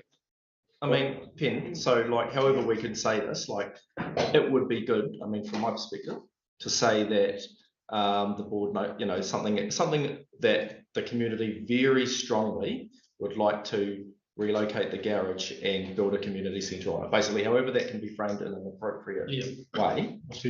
In receiving this report, the board notes that what you just said. Yep. With all the how we start and waffles and all that. So, you know, Liz or Katie or. What we're kind of saying is we realise it's got nothing to do with the actual report that's in front of us, but as we receive this, we want to know that we have Yeah, been listening right. and we very Yeah. strongly acknowledge what the community have told us about this. Well, the report is an integral part of the use of the land, It's all so part of I it. think it's just expanding. You know, especially if a lot of us aren't going to be here to promote the future. When are we expecting this to come back? Like you're going to engage with that effect. Okay, we'll put it on the screen, okay? No. Sometimes it can be really quickly and sometimes it could be a long time frame. It depends on what they've got on their plate. We've got a lot on their plate at the moment. Okay, so it might take 6 months. And saying that the core of the conservation plan wouldn't Shouldn't change, especially if they're. No, relocation. They're in the landscape plan Relocation. originally. We don't want to kill the building. Okay, well, let's just get out. Sorry, Liz. Relocation.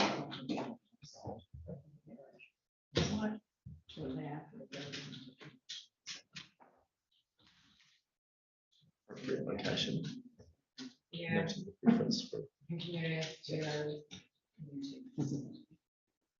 Maybe something about what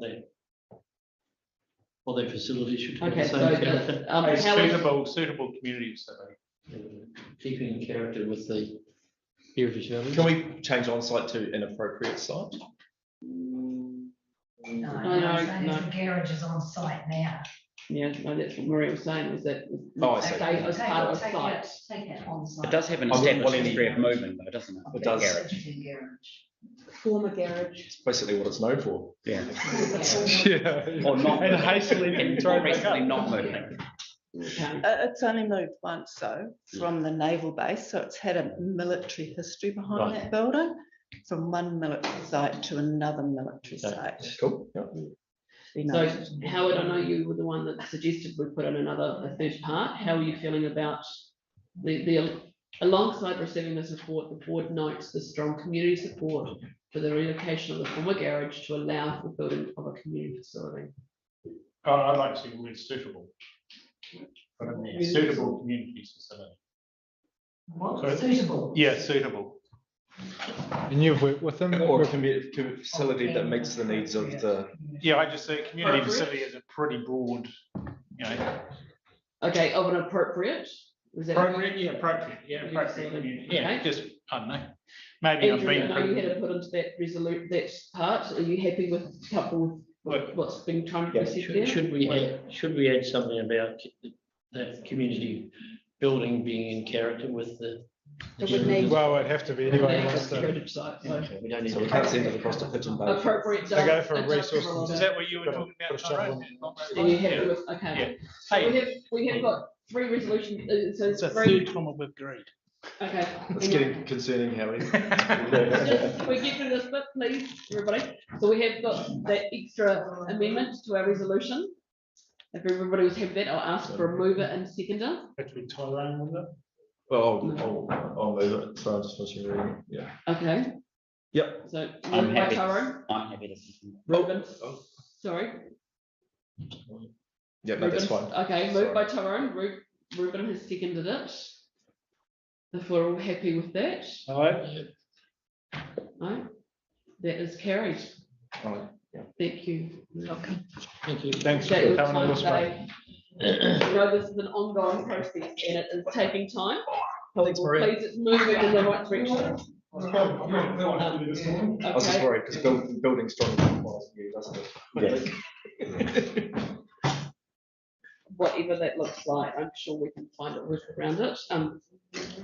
Right, that's we good. are That's due to good have a step. break very Leaving shortly. it earlier, enough. Right, that's there.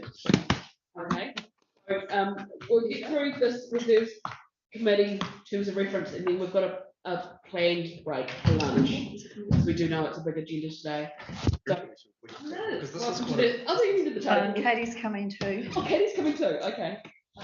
We should take all this because it's so big.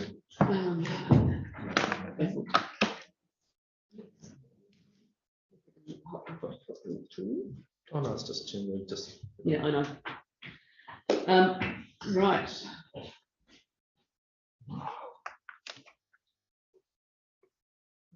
change this thing down. So Okay. Good. right. So, reserve committee terms of reference. I would just start off by saying that we're actually bringing these terms of reference to the board because we were asked to.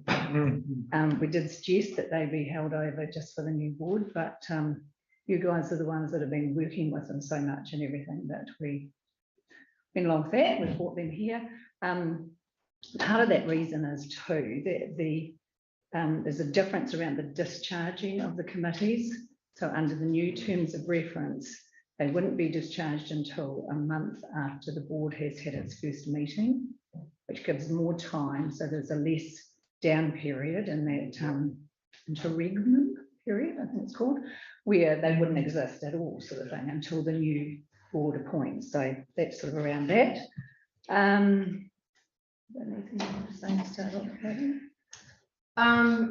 So I think one of the things to highlight is this has been a very robust process from a staff point of view. I mean, I think we've tackled this over the last few months, working as fast as we can with all of the committees in the Runanga as well. I will point out the current terms of reference, which were adopted by the board in 2019 in early December, are actually, they're no longer correct from a legislative standpoint, nor from a legal guidance standpoint. So there are things in the current terms of reference that are actually in contravention to current law today, which is another push about why these terms of reference have come to the board and need to be addressed. Thanks for bringing them to us. Now there was a few things raised.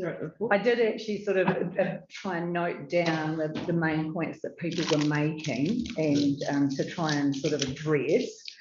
I thought that Paul, one of his committee's key issues seemed to be around working bees and that volunteer sort of effort in that.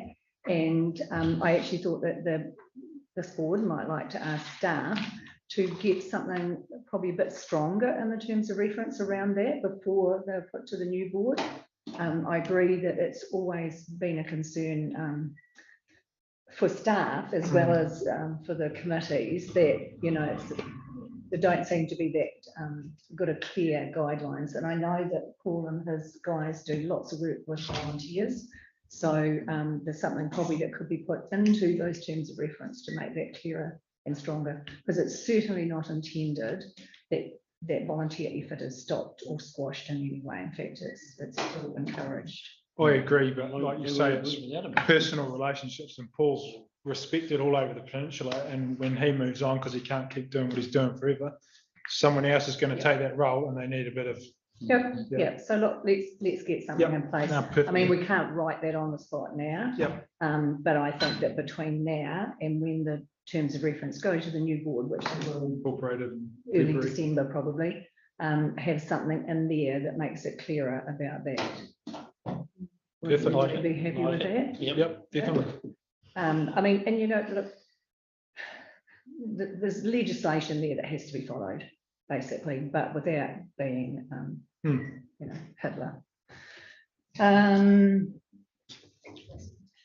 Let's go through. Sorry, just the the governance point. Yeah, the governance point too that Paul talked about. Maybe that's coming through stronger in these terms of reference. I don't think it is any stronger in reality. We're still going to have a committee. In fact, some of the governance elements would be not as strong because of being a subordinate decision-making body instead of a committee. So I don't think there's over-emphasis on governance, but maybe because it's mentioned in there, it's not really mentioned in the other ones. That might be coming through as a point.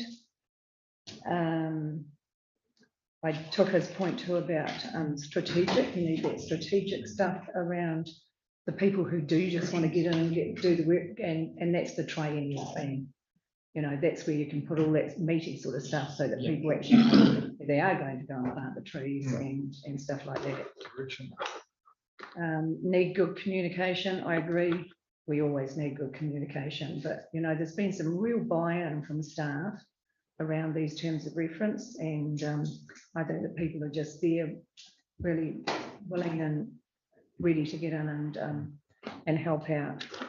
And I'll also note regarding the reserve schedule, because that's been raised as well. So the intention there is to work with the committees in that kind of collaborative partnership effort to build that schedule. So it's actually a reflection of what the committees themselves believe is part of their responsibility and part of their co-governance arrangement, as well as council. So it's a conversation that we want to happen from both sides of the table so that everyone is on the same page. So that is obviously due to happen when, with the new terms of reference. It's not happening prior to terms of reference, because obviously each individual group has that, and that was brought up a couple of times. Yes. Thank you. And if the board does adopt these terms of reference today, it's in them. So we've already got, Katie and I have already got an appointment to start expanding on. We've got some draft documents for reserve schedules, and we'll expand on this and have those to go to the new board. But it needs to be done in conjunction with the committees too. We're not just going to say this is the piece of land you're looking after without talking to them and seeing what their perceptions are around that.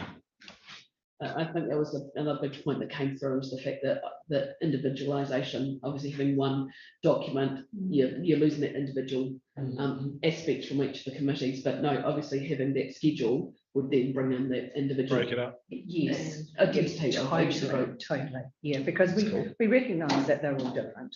Some are a bit similar, but there are differences with all of So them. these terms of reference can be altered for each committee. The reserve schedule would be, and then they would also have their own triennial plan. So that's where the differences would be for that particular committee. But the overarching terms of reference would stay the same. Isn't that a problem of one? We're going to have a problem of one rule has to fit all, where they don't. Everyone's different. Every rule should be different. There are some overarching rules that do need to apply to them. Yep. all. Yeah, It's like, it's a bit like legislation. We have the road transport apply to everyone. I've got 3 kids and they're all different, but they all have the So same Liz, rules. you've got a few more points that you want to just cover before I go to open questions. I know people have got questions. Yeah, look, I know that people have talked about the short time frame. We know it was a short time frame, but the amount of consultation that was done over this has been incredible. Yeah, really. We've had our staff meet with every single committee. We've consulted also with the Runanga, and we've even just got some feedback from that today, which Penelope can. Do you want to do that now? Do you want me to do that now? Yes, please. Yep, so I had a lovely conversation with Rick Tainui, who's chair of Unuku Runanga last week, who apologises because they've had administration issues with staff on parental leave and what have you. He said that they didn't have any issues around the terms of reference. And they'd love to have representation on the committees, but they have issues with capacity to fill those appointments, especially with local volunteers from up the Akura area. So he said he would try to do that. He would take it to the next meeting of the October AGM of the Runanga. But that in the meantime, look, if they could even just receive minutes so that they know what the committees are up to, so that they can avoid things like what he referred to, something that happened with the Garden of Tane and a polar carving that was being developed where they weren't involved to start with. So they would, while they want to know what's going on, he can't promise that they will be able to fulfill the positions, but they'd really like to be able to have a go. And just Warriwa, did you have feedback from Warriwa? No, we did engage several times, but they haven't been able to have those general discussions the same. Yeah. And Rick was speaking on behalf of as chair. He also hasn't, it wasn't a general room of feedback. No, thank you. And just Andy said there's a chance. regarding the consultation, it's outlined in the report, of course, but the draft terms of reference was first sent out to all of the committees in the Runanga on May 27th. And at that time, there were communications from governance staff reaching out to every single committee who either been met with in person or have had email exchanges or have had a conversation with. So aside from that, there have been additional meetings with certain committees who have asked for more time, have had more questions. Staff have also answered 62 separate questions that the committees presented themselves, which is also included in the report. So I think from a staff point of view, we've done our very best to make ourselves accessible, to address concerns, to answer questions. And I think for those committees that have continued to engage with us, we have been available to them throughout the last 3 months. Right, so Liz, do you just want to finish off Okay, the yeah, last sorry, few carrying on, things? just in terms of Wendy's feedback. I think again, you know, there's a misinterpretation that we're actually trying to stop people having working bees and doing things like planting, and that's not the intention, and it certainly doesn't say that in the terms of reference. Haven't really got a lot else to say about that. Apart from that, I didn't agree with the statement about the rangers having lower standards than community people, and that I believe they do like the land.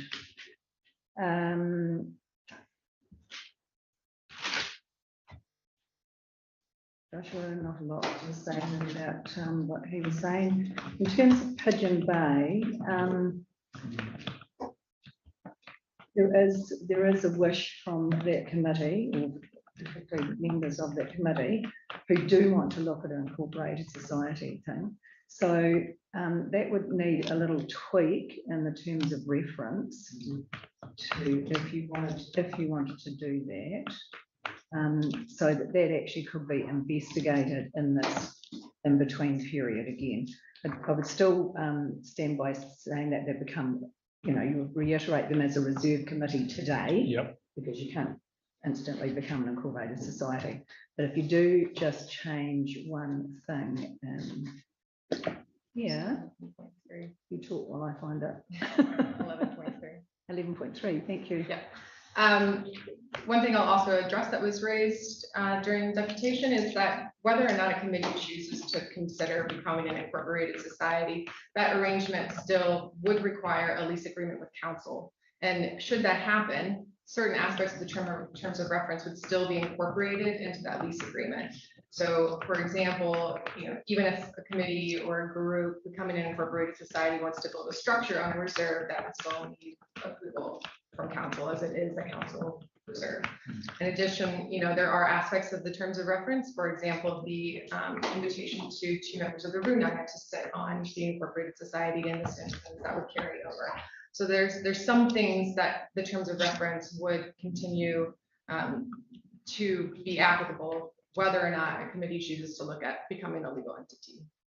Sure, but again, has the council discussed with the members that have to go to incorporated society the legal ramifications of going with incorporated society, and made it clear what their responsibility, including the changes that the Labor government's currently proposing, that incorporated society become more of a business entity rather than a volunteer entity? We've signalled that, and because it's still something that staff are finding more out about as we go along as well, that it could very well actually have some quite, you know, some huge implications for people who are on incorporated societies. So that'd be part of looking at whether they do become an incorporated society, the ones that are looking at that. Yeah, because of the personal liability that seems to be implicit in what's coming through now. There's also, you know, like it says in the terms of reference at the moment, it says the society would need to satisfy council staff that it was capable of operating the reserve in an efficient and judicious manner, which really means can they be financially independent. And I know, like Pigeon Bay, for instance, has a camp, it has an income, but what is expended there is probably more than what that income is. I don't know that for sure, but that would be part of what was looked at to make sure that they could actually be financially viable. So is there any others that have been wanting to be incorporated societies that you've spoken to? There are some that have talked about it, ones that have got halls because they still want to try and have some, that's why it's ones that have got halls. They want to still have some control over their hall and take bookings, and it's more practical in a lot of instances for them to have control of it and be giving out the key and stuff like that. Absolutely. I think I thought my understanding was that that was going to be offered to pretty much everyone, but obviously for some, it can't be. Nope. No. Not where there were other alternatives. And for instance, with the camping grounds, we already have a setup where they can be operated under councils with their Sure. finances and things like Yeah. that. So because that's in place, that's why it wasn't So- offered. And a lot of the others don't really handle money anyway. No. There are A lot don't want to. No, they don't. They don't. There's one that has never had a bank account. I'm aware that Andrew, Tyrone and Scott Sorry, have had their right. hands up for a while. Getting and I've got into questions, discussion but, instead of I mean, just answering. But Liz has still got a few things on your list that you want to go No, through well, that throughout was the pretty much session, it. was Okay. You would just need to change that note if you wanted to allow Pigeon Bay others to investigate becoming an incorporated society. At the moment, the note says if a community where there has been a reserve management committee operating a community facility wishes to take financial responsibility for its reserve and facility, you'd need to remove the references to facility out of that. Wouldn't a campground be a facility? No, it's not. Under we're talking about a council community facility, which is only halls and some community centres, and it's only specific named ones. Oh, okay. I have questions from Andrew, Scott, Nigel, then Tyrone. So Andrew, and then we'll go to Scott. So Andrew. Okay, so my first question related to engagement with Runanga, and we've had the update on that. So from Kokorarata and from Rapaki, they've been fully engaged with, they've had meetings about it, they've given us feedback, everybody's happy. Onuku, we've engaged with Rick as the chair, yes, but he hasn't had the opportunity, presumably because of time constraints, to have a meeting with his Runanga where they can discuss that as Rapaki and Kokorarata have. Yep, okay. And if there was time, would it be his intention to do that? Well, he's intending to do that in October at the AGM. So it would, okay. And we've had no feedback from Wairewa whatsoever. Now, we've had meetings with the chair and general manager. Yeah. And they took, that was back in June. Yep, so they took it back and have been socialising it, I think. Yeah. It hasn't been a huge priority, I think it's fair to say, for them, yeah. And so it hasn't been to one of their general meetings. So you'll be aware of last Thursday's council meeting and the consequences of not following robust processes. Now, I'm certainly not saying we haven't attempted to follow a robust process here, because we have, but the consequences of not following robust processes in our engagement and dealings with Runanga. Do you believe that there's a danger in proceeding with this without having feedback from Wairewa? You don't? No, I don't. You believe that they're happy with the way that we've engaged with them? Yeah, I do. Yes, I do. Yeah. So it's quite possible from Wairewa that there wouldn't be any feedback at any point. Well, it's a capacity issue again for them, which I fully appreciate. All right. Can I just make a point there too? This consultation was about terms of reference for a body of the board. It wasn't about consultation on what's happening on those reserves and specific projects or anything like that, because that would be a whole another level of consultation, including with the Runanga. It's only about those terms of reference. And I think including in those terms of reference to having representation from the Runanga, should they be available as part of going forward, is the biggest part, as in putting it back to them. I understand capacity is huge, but having them as a open seat to be part of that committee is I think the biggest change. Yeah, and I think with regards to Wairewa and the reserve committee in Wairewa, they'd be open to working with the Runanga and vice versa, I think, in any capacity. I don't think there would be, like I say, holding up the process because we haven't had feedback from them. I think they'd be happy with being included in going forward. Have they told us that, or they just haven't come back to us at all? Have they indicated that they're happy for us to proceed in view of the fact that they haven't provided any feedback? No, no, but they know that it was just 2 weeks ago, it tumbled down, 2 weeks, yeah, a week ago. They knew the time frame, they knew the board meeting. Were they intending providing something like Trying to, but run out of time? Yeah, just because of last Thursday's situation, I'm very nervous about some of these sort of dealings. Okay, thank you. Yeah. Okay, yep, so Andrew, is that the last of yours questions now? Okay, Scott, and then Nigel and Tara. Just carrying, I do have a few questions, but just carrying on from Andrew, if they did come back with feedback, I mean, we're going to adopt these terms of reference. There is some room before they are adopted to manoeuvre. If the iwi provided some. The new board will have to re-adopt that. Correct. So there is a time frame that they can. Yes. Yeah. Excellent. The other thing was Wendy, when she said that there is lack of legalisation knowledge and no clear understanding of the legal. This has been completely gone through by legal staff. And is 100% kosher. Yes, yep, perfect. Including the council's legal opinion being peer reviewed by an independent legal company. Yep, excellent. And the last but not least, because I really want to push these terms of reference through, but Pigeon Bay for me was a big concern hearing that. If we do adopt these terms of reference today, they will have the time and the staff to help them make a decision whether they become an incorporated society or not. If they want to, they will have that. Yep, no, that's all I need. Thank you. That's if you make that change to the 9th. Yes, yeah. Okay, so then is that last your question, Scott? Okay, so Nigel, then Tara. I'm fine, I'm just really concerned about the Pigeon Bay. Okay. And maybe one quick one. Has there been any other pushback? We've heard some pushback today on a couple of areas. Was there anything else with the 60 questions of everyone, the answers were quite comfortable coming back from the RMC? They are in the report. There were some negative comments. Yeah. Yeah.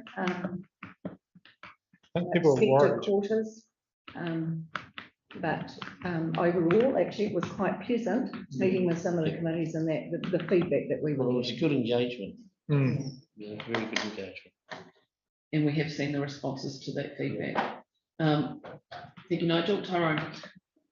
Thanks, Tori. I think Scotty actually pretty much asked kind of the questions that I had. Like, I guess I'll probably just fine tune that a little bit.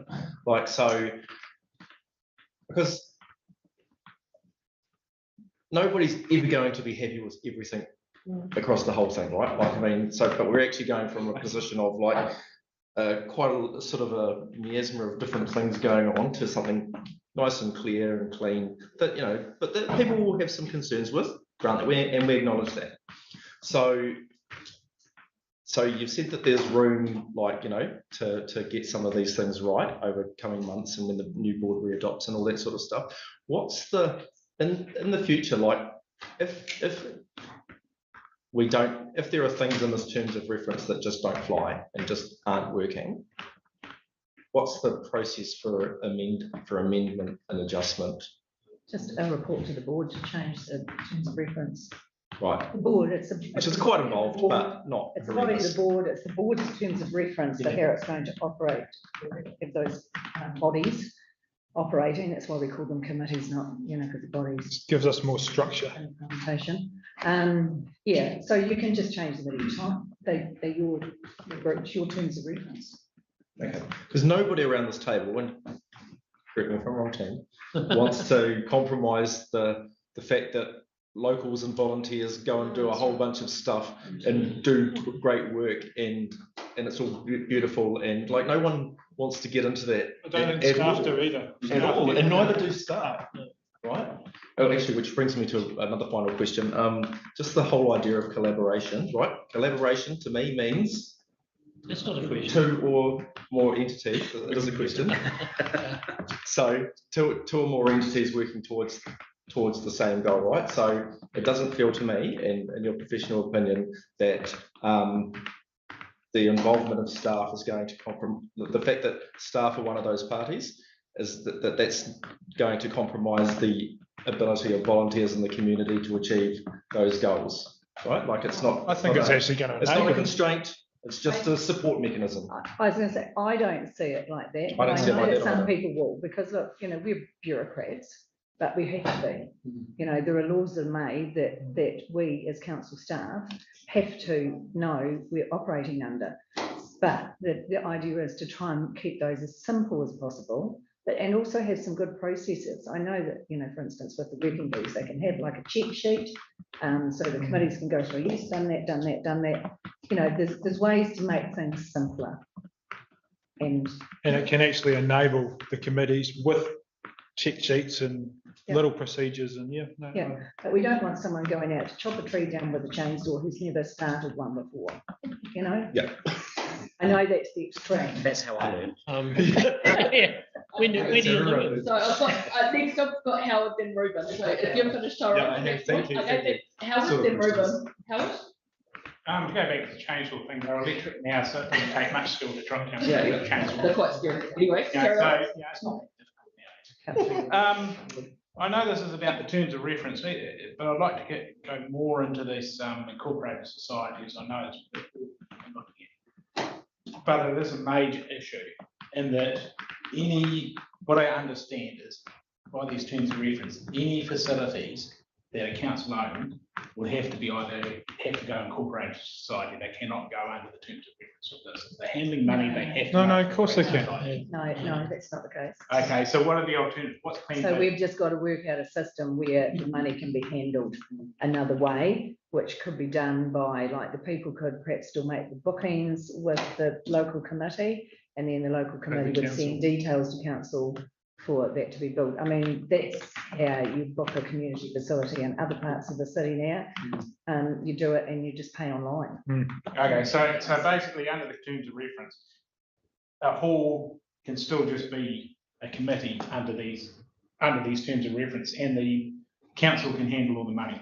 You'll set up bank accounts. The short answer is yes. The complicated answer is we haven't worked out yet. So there has to be a plan B set up. So the plan B, you're asking us to agree to something without a plan B on how these committees. The problem I had, it does already work. I did hear a good comment earlier on of volunteers have to feel appreciated, not alienated. And I'm a bit concerned that there's some alienation going on, that the scaremongering's been going on, because especially with the incorporated societies, there's been always talk about incorporated societies rather than we have an alternative. Yeah, look, what you can do is this is the alternative. How about the council coming up with the alternative before we start pushing through these terms of reference? Well, I think part of the answer to that is it's a collaboration again, right? You develop an alternative with both parties at the table. So to have council come up with a solution that hasn't been discussed with the committee and what it wants is not really a collaboration at all, or a partnership in that aspect. So part of one of the great aspects, I think, of the terms of reference and the time frame we're looking at right now is if the board chooses to adopt them today, the committees will maintain their status as a body of the board under the terms of reference. However, there's enough time for the committees to continue engaging with staff, to continue having these discussions with council about what that pathway looks like moving forward and what's in their best interest, and whether that is looking at becoming an incorporated society or looking at council managing the money side of things, since committees are not legally allowed to do so. That's an ongoing conversation that I think all of staff are really committed to continuing to have. Have you had those discussions with the communities concerned at this stage? Because the ones I've talked to, you haven't. You've always talked about incorporated society. There hadn't been discussions of, oh, look, you don't need to go to incorporated society. You can carry on as you are. We'll just have to rearrange how the money's spent. Well, we've talked to some definitely, because we've actually got some committees who have handled money in the past, and at the moment they can't access their money. Now that cheques are no longer accepted, they've got money in the bank, and they can't get it out because the banks don't recognise them as beneficiaries. So there's several of them, and staff are going to work with them and the banks to get the money out, because at the moment it's sitting out. So the council's going to take over control of the money, set up bank accounts for these guys to access council sort of scenario. Well, It's about liability. We're not just going to take their money. No, I'm not saying take the money, I'm saying put up money, set up accounts under their name, controlled by council, where they can access it by council rather than setting up as a legal entity. I'm concerned about this incorporated society because the legal entities that the Labor government is trying to put onto incorporated society is the same as running a business, meaning director's responsibility on volunteers. So that's why I'm a bit concerned. That's about right, and our staff are conversation looking at that. I know the staff are already looking at it, and the legal staff have talked about it as well. And once everybody understands what that is about, that'll be taken into account as part of those negotiations. Certainly not going to set people up to fail or to put them into some sort of invidious position. So that's part of the negotiation. Right, and it's works through it. Yeah, it's really good. I mean, it's the group's ultimate choice at the end of the day. Staff will work with them to provide them with the information they need. Regarding the Incorporated Society Act, there's still kind of discussion going on about what the new iteration of that looks like, the 2022 version. But some of that liability that exists there is really aimed at an individual acting in bad faith or against the Incorporated Society's constitution or its tenets. So there's not just blanket generic liability. It's triggered. Yeah, but then so company laws and director that's working in bad faith or whatever, that's pretty much. Yeah, but those. It's just I'd like to see the council be more open to the framework of these facilities, if you know what I mean. Like, I don't know, but we don't know either because we've never had to do it like that. But we do know that something has to be done about it. So, what's plan B? What's plan B if these groups come back and say, hey, look, we don't want this. They don't want. You can have your facilities back. What's council's plan B? I have to ask the community facilities people that.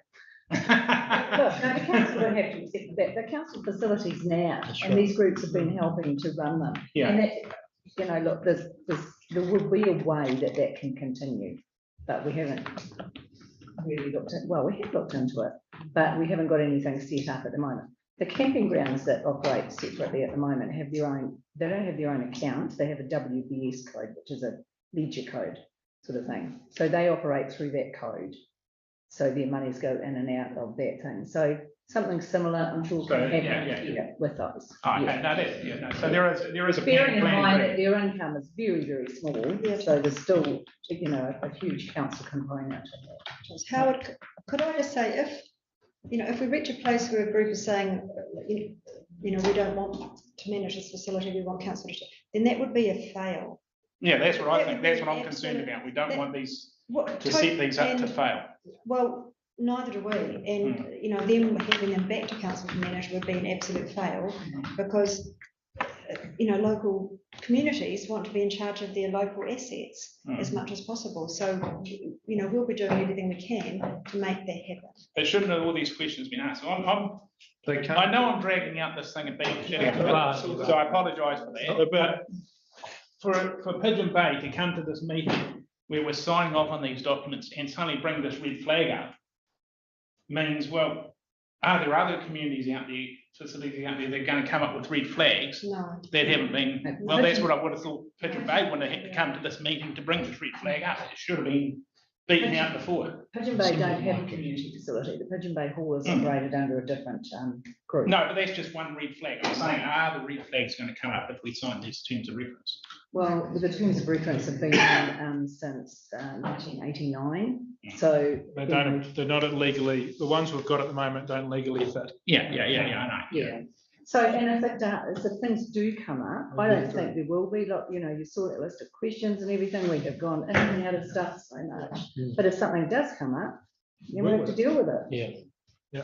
Address it when it comes up. No, I've got Ruben, then back to Tara, and then I was just going to say, can we just move on and get that adjustment? I've got more questions. So Ruben, and then Tara again. So mine is a question really just in recognition of the fact this is our last community board meeting for this board. So there is a possibility that the next board come on. There's not a single person sitting at the table who was here for this conversation. So perish the thought. But- Very, very astute of you. But if that happens, how do we capture Yeah. both what we've heard today, but also all of the work that's gone into consulting and talking with the various How reserve involved management Liz committees got? about these? And I think the things that I'm taking away from what we've heard from people is that hands-on is a fundamental, and that's not necessarily about chainsaws, it can be about cleaning toilets. So absolutely volunteers want to be hands-on in these places. I think the other thing that came through was that these agreements need to be about working with volunteers and communities, not communities and volunteers working for council. And the other one, to pick up on a point in Wendy's deputation, and I think crucial to the success of new terms of reference, is how we make sure that there's an induction that empowers these community groups, so that it's not seen as a here's the list of rules you need to work, but how do we get the most out of these terms of reference in this agreement? Get that continuity. On that continuity. Yeah, so how do we make sure all of that is there so that An introduction. if the unthinkable happens and none of us are at this table in the next term, all of this work doesn't, and all of this conversation today isn't. Yes. You got all of that? Yes, staff have already noted about the induction and we apologise that has fallen off over the last few years, but part of that was because we've been working on this process for so many years. It's like, let's just get this process sorted out, then we'll have an induction. So there's an induction. Well, that's a timing thing, isn't it, really? You know, because you've got a handover where it's partly done. Yeah. Yeah. This should work well though, the timing with the. Yeah, sure. They'll only be quite a short, maybe a couple of weeks. You know, like the board, where there's no board for that period of time. No planning for 2 weeks. Plant for 2 Well, weeks. okay, seats, they have a meeting So we're gonna- within 3 months after that, don't they? Triennial meeting, yeah. So how is staff going to welcome all these committees, or we assuming that all the committees will be the Well, we've same? done it before. We did it last time. It was within a month. Okay, yeah, Okay. as long as you can feel you can get, yeah. So Ruben, have you Let's finished? just stay on You got more front here. questions? Kate has promised that she'll be here, and she's taken notes. Needs another year. Okay, hang Yeah, on. no, thanks. I have got another question from Tyrone, and then we need to probably wrap it up a little bit. So Tyrone? So this is a pretty small but nonetheless extremely important point. But like, how do we ensure, because I know it was mentioned in the notes, that reserve committees have free and unfettered access to chocolate digestive biscuits, boxes of Belgian, jars of Greg's red ribbon roast, and the staples. Yeah, and all of these things. Like, can you get a packet of biscuits? Yes. I know there was an unfortunate story by a local media outlet focused around a packet of biscuits, but yes, there will be. We've got staff, we've got P cards, but, you know, somebody could go to the shop and get a packet of biscuits and get the receipt, and we'll arrange reimbursement. There are ways to get a packet of biscuits. It just needs to be as easy as possible, right? Like, Again, Same with the Paul turns compost. up with the box of That's digestive exactly what we team, said. knock yourselves out. Yeah. Yeah. But I mean, it's the same with raised as compost and fertilizer, yeah, that kind of stuff. That was raised. Concrete, I think, was the other one that was raised, and that was regarding actually helping the groups get that stuff they need. And we also, if you recall, we now have a parks partnership person who's going to be working with many of these committees. The CDAs are already working with them. You know, there's good staff support. And I have heard that throughout all RMCs I deal with that. Yeah, not just Paul, but the parks team and good all, team. all the staff are there to support and help. Yeah. So and have been great. Yeah. Okay. So, yeah. I was just going to say, I have actually been on a reserve management committee, so I agree with the principle behind them. I think it is a way to have local input into your local reserves without them being, you know, operated from City Hall. And I think that, Which is the key thing. yeah, Absolutely. yeah, and I think that these terms of reference, as much as they can, have addressed that, but keeping within the legislation and the Lovely. and the policies and things that we have to. Okay. No, me. Right. So we have a resolution in front of us. Have we put the tweaky weeky in it? You put it up? People has. Like, it'll share screen, so hang on, just give us a minute. As long as we get that tweak in there. There we go. There we go. And so what was the amendment that we Was wanted to add in was 11.3? So it's the amend the note under clause 11.3. Yeah. So. It's, yep, I know. Section, community board decision. Where do you want him to put it in, Peter? Number 5. If you just start a new line, right, yeah. Yeah, So number fresh 5. line. Fresh line. Yeah, there you go, number 5.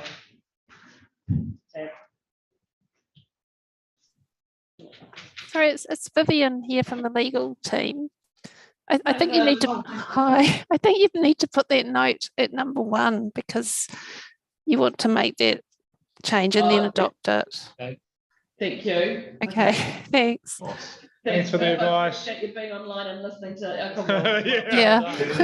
we have got a legal god, yeah, listening. So, okay, so He's a lawyer. Hand of God, eh? Oh, now I Okay. Yeah, but she's an American lawyer, so. It was. No, she wrote it down. She's not going to follow. Okay, so we need to put a number 1 and Shred it. saying Don't that we look at just Trump. make that amendment. Would it just go on the end of number 1? It has, oh, would it? With the following amendment. Oh, yeah. And then just go down and do a sub clause. Worry about that later.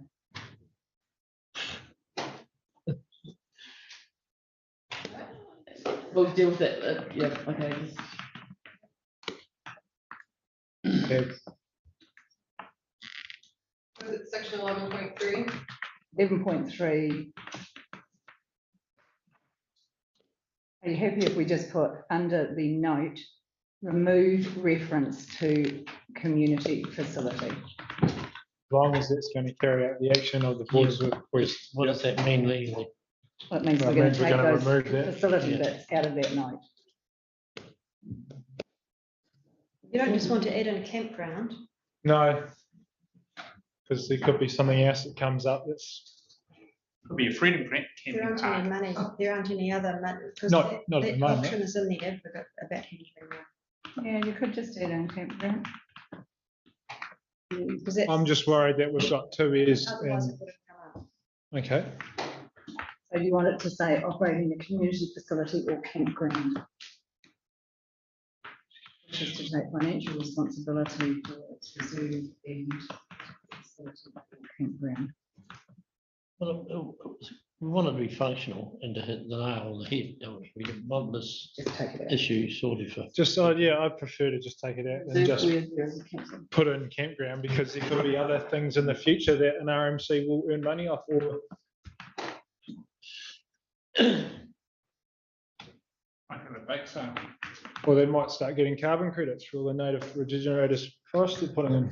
Well, that's interesting. No, seriously. Yeah, of course. Yeah. If they don't cut Getting down very the well. trees, Oh, that's my goal of the peninsula, a whole regenerated forest that Totally. pays for all our. Oh, everything. yeah. Katie, just put in the note under clause 11.3. In the note, yeah, it is a note. Thank you. This is the note underneath 11.3. So is the camping ground going to be mentioned or is it? Don't, no, because if we take out community facility, it means that you can, Anything can do it. yeah, Where they want to take financial Yeah. responsibility. and that'll be up to that RMC. Okay, You can pay a toilet cleaner now. right. Hang on. Good better Christmas parties. Okay. So we've got that with that small amendment. So adopt the review terms of reference, reserve committees. As attached to this agenda with the following amendment, remove the reference to community facilities in the note under clause 11.3. There's no amendment made so far. Anything else? Well done, Liz. I think it's all sorted. Okay. If everyone's happy with that resolution, I'll ask for a mover and seconder. Happy to move. Scott's happy to move. Because when I'm Nigel's councillor, I happy can to say second.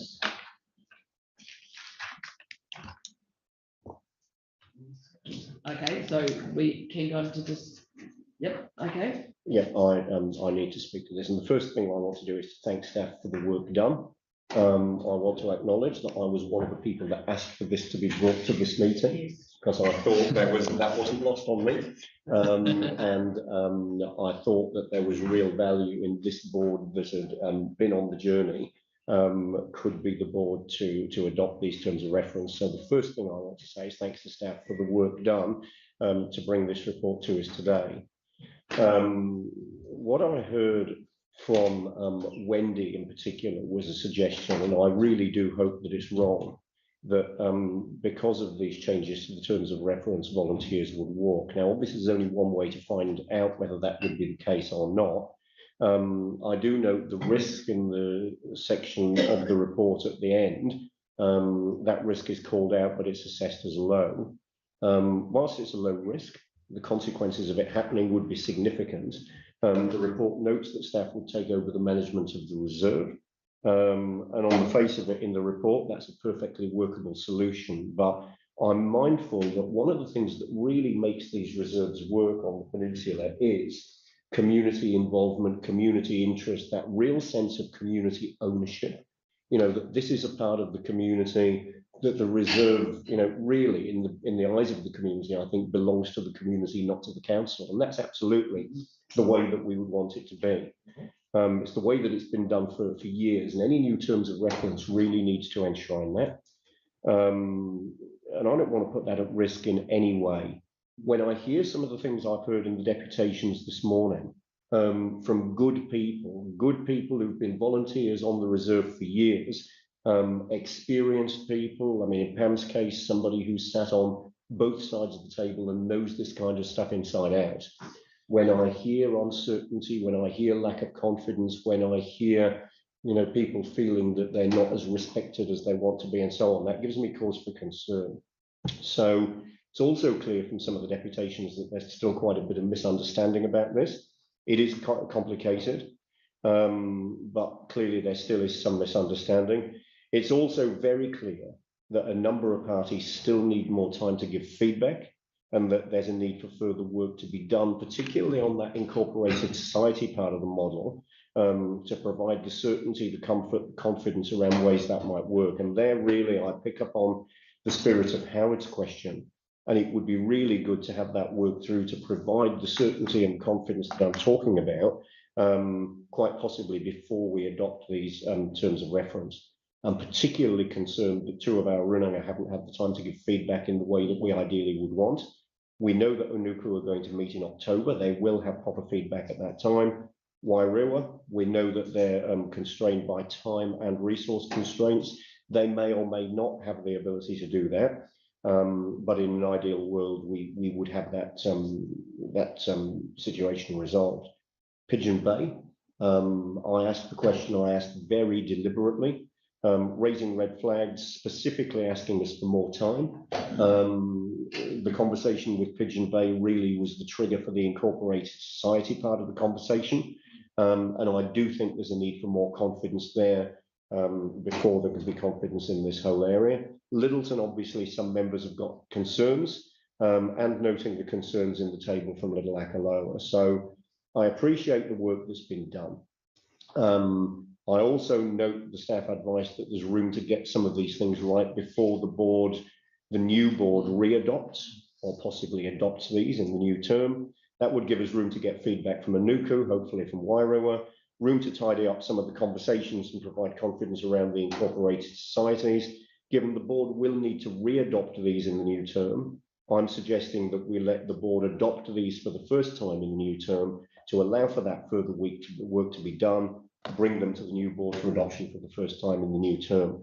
Along with that comes an apology, particularly to staff, because I asked for this to be done. You've done exactly what we asked for. I wasn't aware that I was going to hear from the community in a number of different colours what we've heard today, but my instinct is to listen to the community, take the time we need, make sure we get it right. So unfortunately, I'll be voting against this today. Really? Okay. Do you have a question, Andrew? Do you not have faith in the staff that have said that they can sort this out before the next board adopts this? I hear the lack of confidence and the need for more time coming from the community. And I'm particularly concerned that we haven't heard in a proper way from two of our women. Okay. Anyone else like to So speak? what does that to mean? So, Howard, would like to speak to resolution? I thank you, Andrew, for that. As I was on the opposite side of that, I was actually anti for this coming to this board. I would like to have seen more in discussion. Big concern I got is that one statement I think covered everything. Volunteers need to feel appreciated, not alienated. And I'm concerned by rushing this through that we're not showing that appreciation. I'd like staff to really go out there and solve all the committee's problems, even though they're only minor, before we actually adopt anything. I'd like to see all, and I know it's past times of asking questions. How many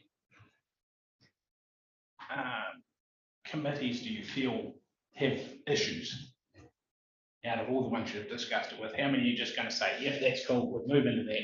How many will have issues? There are 5 that have community facilities. So that has to be worked through because of the money issue. Pigeon Bay and Littleton. Yeah. So out of what, 26 is what, 6 or 7? It's 15. It's 15. 15, so there's half that have issues with this. And that comes down to No, appreciation. there's that half, not necessarily the bits that have issues with the terms of reference. Yeah. Full stop. So it comes down to appreciating those volunteers. That's what I think it really needs to convey. Sorry, I think the answer to your question, how many, is there are 3, and you heard from them today. Oh, 3. That have issues with the terms of reference. There are a number who have community facilities who are really open to just working with staff and working through. They know that we don't have all the answers at the moment, but they're like, yeah, we want to do this, we're happy to keep working with you. And Allendale is one of those, which is, one that you're familiar with. Sorry, you're right, I know. Yeah, so it's the 3 that you heard from today. And just, I know probably I'm doing this out of sequence. Is there a way for this board to recognise the support of all the work that's been done and how forward this goes, convey it to the new board without actually adopting it, so that we can just kind of leave it on the table, but say, look, we support this, we'd like to see the new board support this with our recommendation and go on further. That is what we're doing. I think that's what we're doing here, is it? If that's not what we're doing, then I would. No, we're completely adopting, by voting for this, we're adopting these terms of reference currently. Draft. Sorry? No, you're adopting. Well, they're not finished though, are they? Yeah, they are. It says draft there because. The work with the committees isn't finished, so. No. They have to get disbanded in December or? Under the current terms of reference, they'll be discharged a month from the coming into office of the board, which is when the official announcement of who has been elected comes in, which is usually about a week from the election, within that next week after the election. Right. So the committees are discharged from them. But yeah, but they're discharged on, so this is an implication of not adopting them today, is that in the current terms of reference would still exist, which means that the committees are discharged around about the middle of November. Middle of November, and that they need to hold a triennial election within a certain period of time. So then they'll be doing their elections without. Terms of reference. They'll be re-electing under the old terms of reference. So who's the staff going to be working with them if it goes past this point? Because if this is only part way, and those RMCs are disbanded, who are they working with? They're discharged from their Discharged, obligations. exactly. And until the board re-establishes them. It would be exactly the same as every other triennial election that's occurred while the current terms of reference have been in place. The only difference is that we know that there are some things about the existing terms of reference that are not legal or not ideal or not best. There's a need to do something. But I thought we've made provision to cover those things off within the way. I thought. I thought so too. And that was kind of my sense. So I'm kind of confused, Andrew, by the fact that you have signalled that you'll reject the resolution, because I felt like that we'd through the questions, we'd reached a level of comfort that people weren't going to be railroaded over or anything was going to happen like that, right? That's the sense that I'm getting from Well, I kind of got the sense that we weren't at the meeting on Thursday, so we don't know the repercussion of not asking for the Runanga's opinion. But I take it on Penelope's word that they're pretty okay with this and they will have time to give feedback before. But, you know, I mean, if that's a concern, I mean, we've got a resolution on the board now, so we either accept it or reject it. Like, we can't amend it. I'm not comfortable with Andrew's. Well, no, I mean, I'm entitled to my opinion. I mean, I think the respectful thing to do as far as Andrew is concerned is to wait till they've had their meeting. And I think the respectful thing to do as far as Wairua is concerned is to give them time to give feedback if they want to, realising they're constrained. Yeah, but equally, you know, when we, as I said, when we've got, you know, good, experienced community people coming here telling us what we've heard today, my instinct is to avoid that. But all I'm doing is repeating what I've already said. But do we not cover some of their concerns by changing the terms of reference with line 1? And as for Runanga representation, we've put in a clause that they can be represented on the RMCs if they wish to, if they have staff and capacity.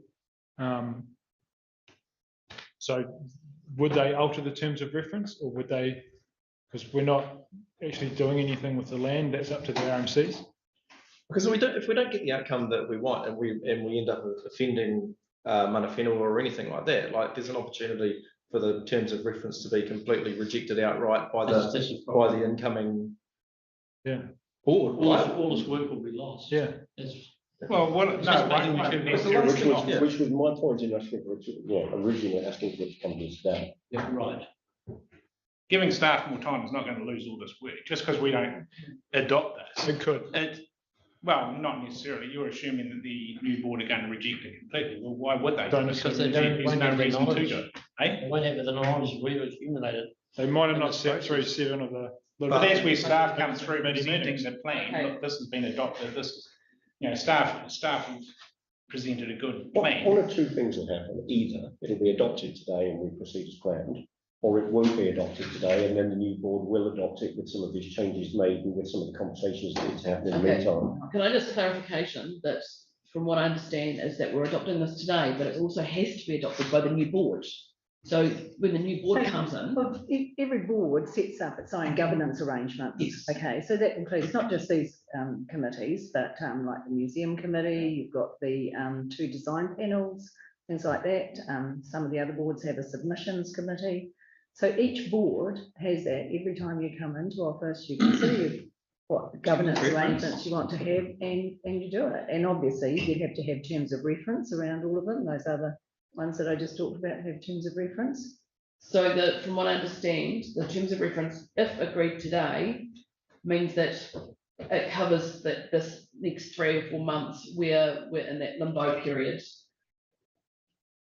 We're covered legally, as we're meant to be, for the next few months, because when the new board comes in and gets the understanding of how this is, they've also got to set up their structures and their terms of reference going forward. So basically we're accepting this for a 3-month period, basically until the new board comes in and says whether this is acceptable or not, or they've got to put amendments in at that point. It also gives staff the capacity to go off and be working on those alternative things. There's nothing in the current terms of reference about incorporated societies or reserve schedules or triennial plans or the triennial plans, actually, to be fair, they wouldn't come until we have a new plan. But there's other things that staff can be working on, but otherwise you revert to what they are at the moment. Wait and see what the new board wants to do. Oh, so if we don't adopt these, you can't actually approach the incorporated society and start those discussions. But there's to what grounds? No basis for it.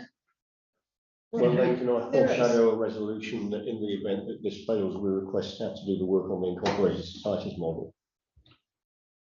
That way the work still gets done. But I'd also like them to work on the schedules, because I think that's very important for when the RMC, especially around, well, for me, Diamond Harbour, Pura, and that, they want a structured schedule in place so they know what they're doing for the next 3 years. Yeah. I mean, for me, it's unacceptable for us to, like, we've got to have the courage of our convictions to carry this out. Yeah. It's unacceptable just to give this to the next board to say, oh yeah, we couldn't really be bothered because we didn't really want to sort of carry it out. We needed to wait for some, yeah. I don't know, like, I'm not trying to diminish what you're saying, Andrew, like, I'm taking it very seriously. Can we vote? Bow to your experience. So This is actually as good a debate as any we've had on This is probably the best something. day ever. It's the last day. I thought we got on. Right. I'm Okay. sorry.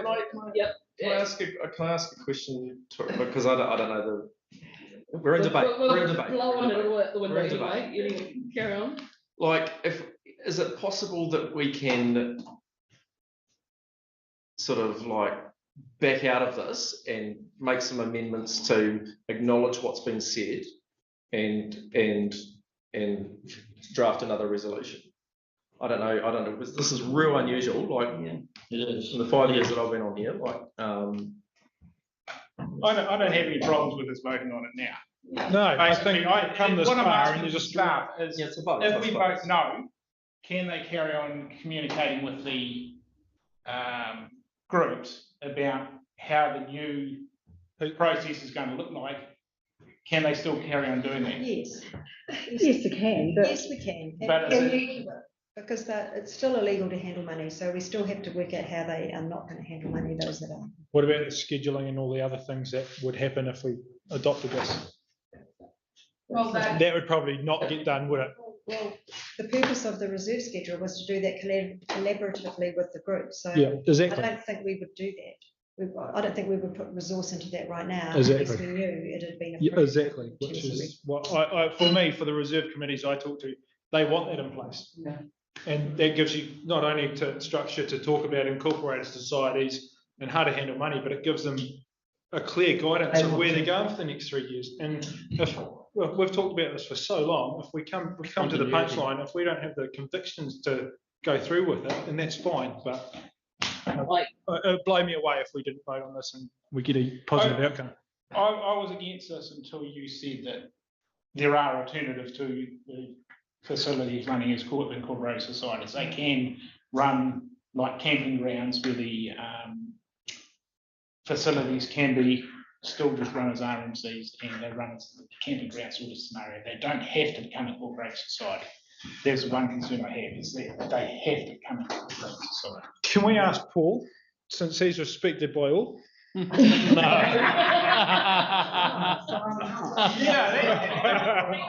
doesn't know. You're leaving. He has a relationship. Hang on, we're all talking over each other and there's a lot going on Yeah, here. there's people trying to listen. I'm really confused about what Howard just said. Yeah. About the camping ground and reserve committees running camping grounds. Can you explain again what you just? Well, Katie said when I investigated about incorporated societies, I don't want to put you on the spot, sorry. But the way I read it was, if they've got a facility, they don't have to become an incorporated society. There are options that they can become something else. And the idea was that there was options that they remain as a reserve committee. Yeah, and they can still handle money by the council handling money. Oh, yeah. And they wouldn't be handling money because the council would be handling on their behalf. But that hasn't been discussed with any of the options. I've been told that if you run a facility, you have to become an incorporated society. That's what's going out there. No, it hasn't been said, no, you can still run under the RMC and the money can be handled by the council. No, they haven't, because like for instance, Otahuah, there's been discussions with them about how things might happen with their hall, isn't it? Yeah, it is just a hall that doesn't do a lot of transactions. A camping ground is. None of them do. You know, the option for them to stay as a reserve committee and have a camping ground still happening would be with the council. You know, that's the O'Kane devotional. Yeah. The O'Kane's devotional model. Is what is perceived. Yeah. So in sense, Allendale Hall doesn't have to become an incorporated society. They could carry on as they are, and the council can handle the money like they do with the camping grounds. I'm hoping that is a viable option. Okay. Well, I'm a bit concerned now that voting these in with a hope that that's a viable option. I'd like to see these investigated before we invest in these terms of reference. I don't know that the old terms of reference or the new terms of reference is going to make a difference to that answer. No. I'd like those answers to that. I'd like those answers before we have to vote these terms of reference in, so that if there needs to be any tweaks to these terms of reference, they can be done prior. No, I don't have to keep my fingers crossed for nothing. Okay, no, from my understanding. On those bases, I'll be voting against it, just for my answer. From my understanding, okay, so we'll use a different example. When money's taken for the booking of a facility, albeit the Gaiety, or something like that, a facility takes the council take the money. If light bulbs need to be replaced, or a heater's broken or whatever, you phone the council and that gets sorted out through the facility. Okay, that's not going to change. That is how it is meant to happen. At the moment, the people that are taking the money have to get in a contractor to replace that heater or light bulb or whatever. That is not meant to have been happening for the last however many years, Liz. There's a few years where the facilities are not meant to be taking the money because council have then come. Oh yeah, I understand all that. I understand what you're saying, but that's not what Penelope said. Penelope said, I don't know. And when council staff who are in the know say, I don't know, but basically, I'm a bit concerned about adopting terms of reference. If you want to then have the control of the halls, think of Allendale, if it goes underneath the Governor's Bay Association, for want of a better word. Which it is, the money is handled by the Yep. current. But then again, the liability and the costs of running said hall would then go back to the committee. Because at the moment, council are paying for everything, correct? Whether it be replacing heaters, you would then lease the hall and you'd have sorry, correct me if I'm wrong, Liz, you would lease the hall, therefore you're in charge of the upkeep management, the liability, all that insurance associated with leasing a building. Like Coogee Valley. Yeah. Coogee Valley is a reserve and they have a so lease with council. Yeah, they are to responsible manage for the hall and therefore replace the elements if they get blown, that kind of stuff. Basic things, cleaning, electricity, light bulbs, but not the building, not the building. Like a landlord itself and or- lease, yeah. Yeah. But that's the. Well, just the way these terms of reference, you're asking us to vote for them based on too many unknowns. I'd like to see those unknowns answered before these terms of reference are pushed through. So all the organisations, including the problem one I have with is Allendale, because I know where they stand. Yeah. The problem is put in, solved, and come back to this board and say, or the next board and say, look, these are what each individual groups are going to happen, how they're going to look. This is what the terms of reference is. This is what's going to result. At the moment, you were saying, adopt these terms of reference. We don't know what the result's going to be. No, that's and not I think that, well, you did make that statement. You said, I don't know. I said I was hoping that the money would be handled in the way that You you were talking. So Allendale have an issue with the lease. Is that correct? They want plain language, easy to, Yeah, and all these things need to be done before we incorporate the terms of reference. But it's not got anything. It's got very messy. I'm just trying to sort out Pigeon Bay's problem. Okay, go Scott, then Michael. All right. Paul, can you please talk to this? You talk to the RMCs, you work closely with them. You know the pros and cons. No, but he knows whether they're for, most of them are for the terms of references.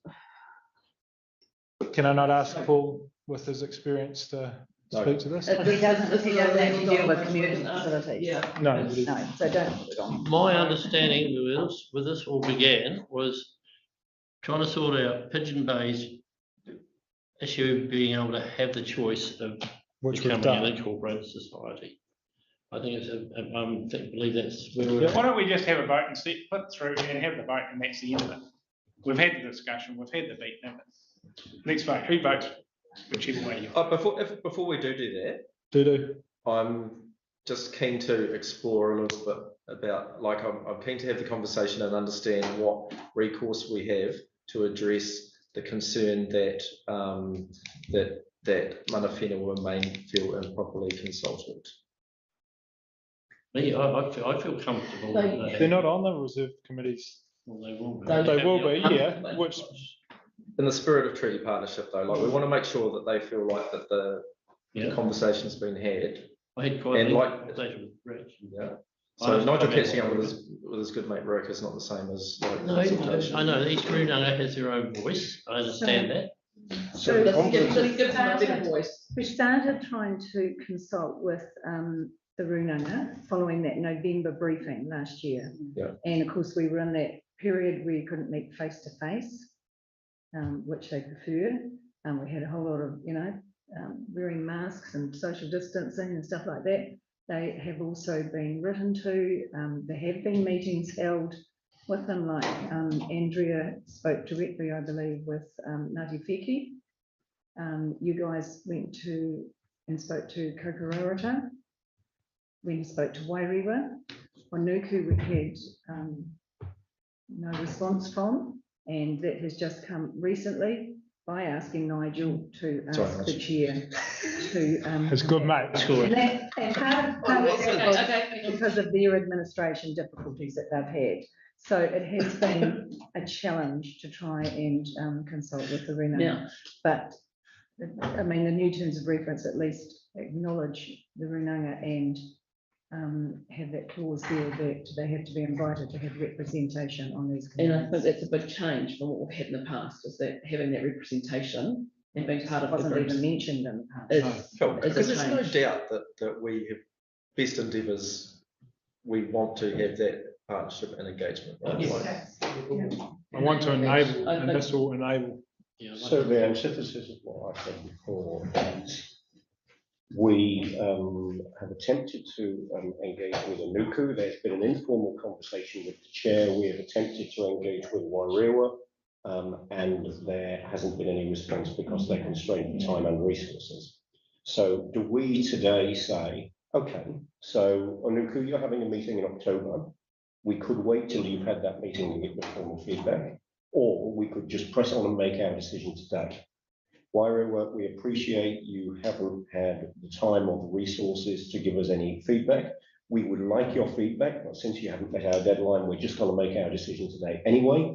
Or we could make the decision in the new term of the board when hopefully you will have, because we value the feedback that you've got to such an extent that we're willing to wait for it. I think that third option's brilliant. Paul's just pointed out to me that this in no way takes away anything from our treaty obligations. We've still got all that, and that's where I said anything happening on the reserve would still have to be fully consulted with the Runanga. I'm just mindful of the feedback that we got from Rapak. It was a meaningful conversation that resulted in something. And there may well be other meaningful conversations that could result in something with Anuku and with Wairewa. But given that we haven't had the time for those, or given that they haven't had the time for those to happen in the proper way yet, we haven't had the benefit of that. There may also be background as a result of the last Thursday matter, where I know some were unwilling to engage in council's formal processes because of that outstanding matter, which was then put to bed last Thursday. Does this board have the time to say yay or no? This is our last meeting. Will the Runanga have time before the next board adopts these to make comment and make changes? I've always felt we've been rushing this simply because this is our last meeting. If we had another year or two, we wouldn't even be having this discussion. Staff would be doing more work with the communities. They would be solving the issues that the communities have got, and I think they need to be solved before we start. We've got this problem where volunteers aren't feeling appreciated, they're feeling alienated because we're rushing this through, and I'd like to see staff communicate more with the various groups, the one I'm concerned with, obviously, before I start voting for something. So I'd rather just delay it until the next board comes in, like I've always wanted. Could I just say too that there are 125 odd people on these committees. So we need to discuss it with all of them. It's not everybody who's not feeling. Oh, not everyone's going to agree. There's a general consensus at the moment that there's concerns of how these groups are going to look once this comes in. That should not even be an issue. These groups should already know how they're going to look before we vote on this. They're not going to look. No, they won't look, and I actually think some. Okay, we've got resolution, we've got amendment. Yeah, just vote. resolution. Let's vote. We've got mover and a seconder. All those in favour? Jamie? Aye. Jamie? Aye. Jamie? Aye from Jamie. Yeah, so that's 1, 2, 3, 4, 5, 6 against. No. Okay, that is carried. So we do understand this is a moving beast and we have got room to amend. But I, like everyone else, Did you vote for or against? keen to see this didn't move vote. on, so we can move forward. Right, we have had the resolution, it has been passed. I am now going to call an adjournment to the meeting, so we can have a half-an-hour break for lunch, and we'll be back at the table at 1:30.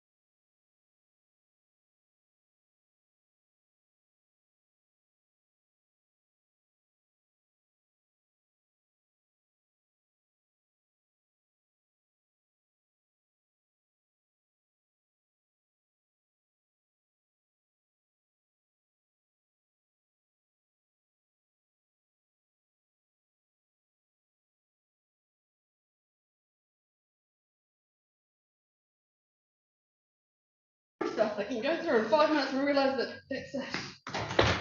I think that people of godly Kiwi not think that it wasn't boring. Sorry? People of godly Kiwi would not consider this boring. No, not at all. I imagine people Depends what would the thing be is. quite happy with it. It's quite exciting stuff now, rather than the other exciting stuff. Okay. Back online. Welcome everybody back to the meeting.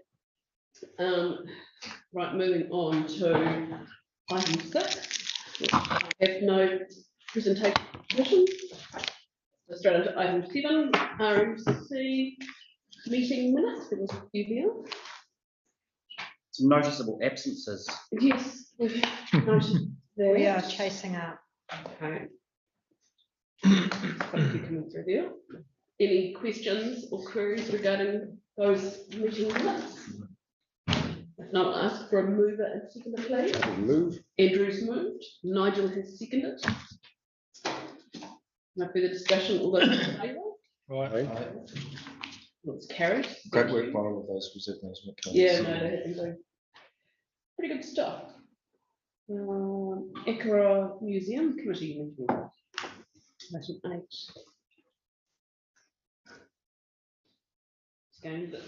Nigel, do you want to speak to Speak to that? those. Sorry, what? Do you want to speak to the museum? Committee minutes? I think the last meeting was very, very good. We actually opened and closed in 2 row. Thank you, Liz. Which is something that wasn't happening before.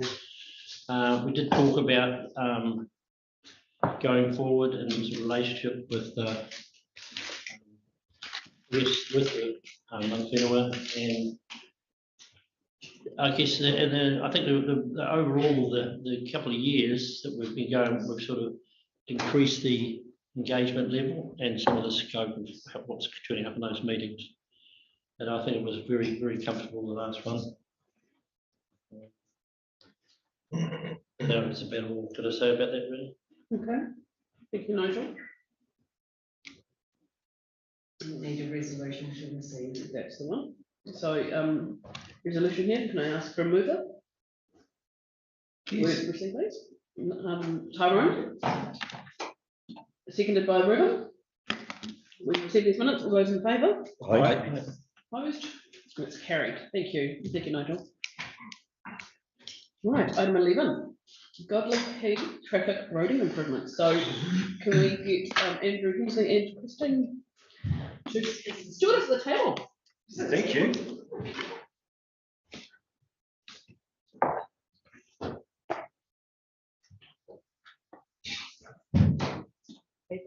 I put that presentation together. I put a presentation together, but we weren't sure that we needed to put anything up. We have seen it.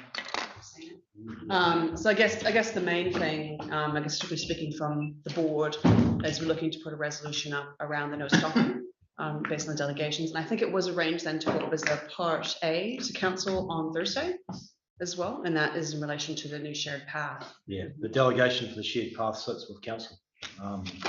Well, the other reason is to formalise the existing getaway controls, which we're not sure if they've even been formalised. It's just a double check on that. So in the report, Christine's been out and undertaken some additional consultation.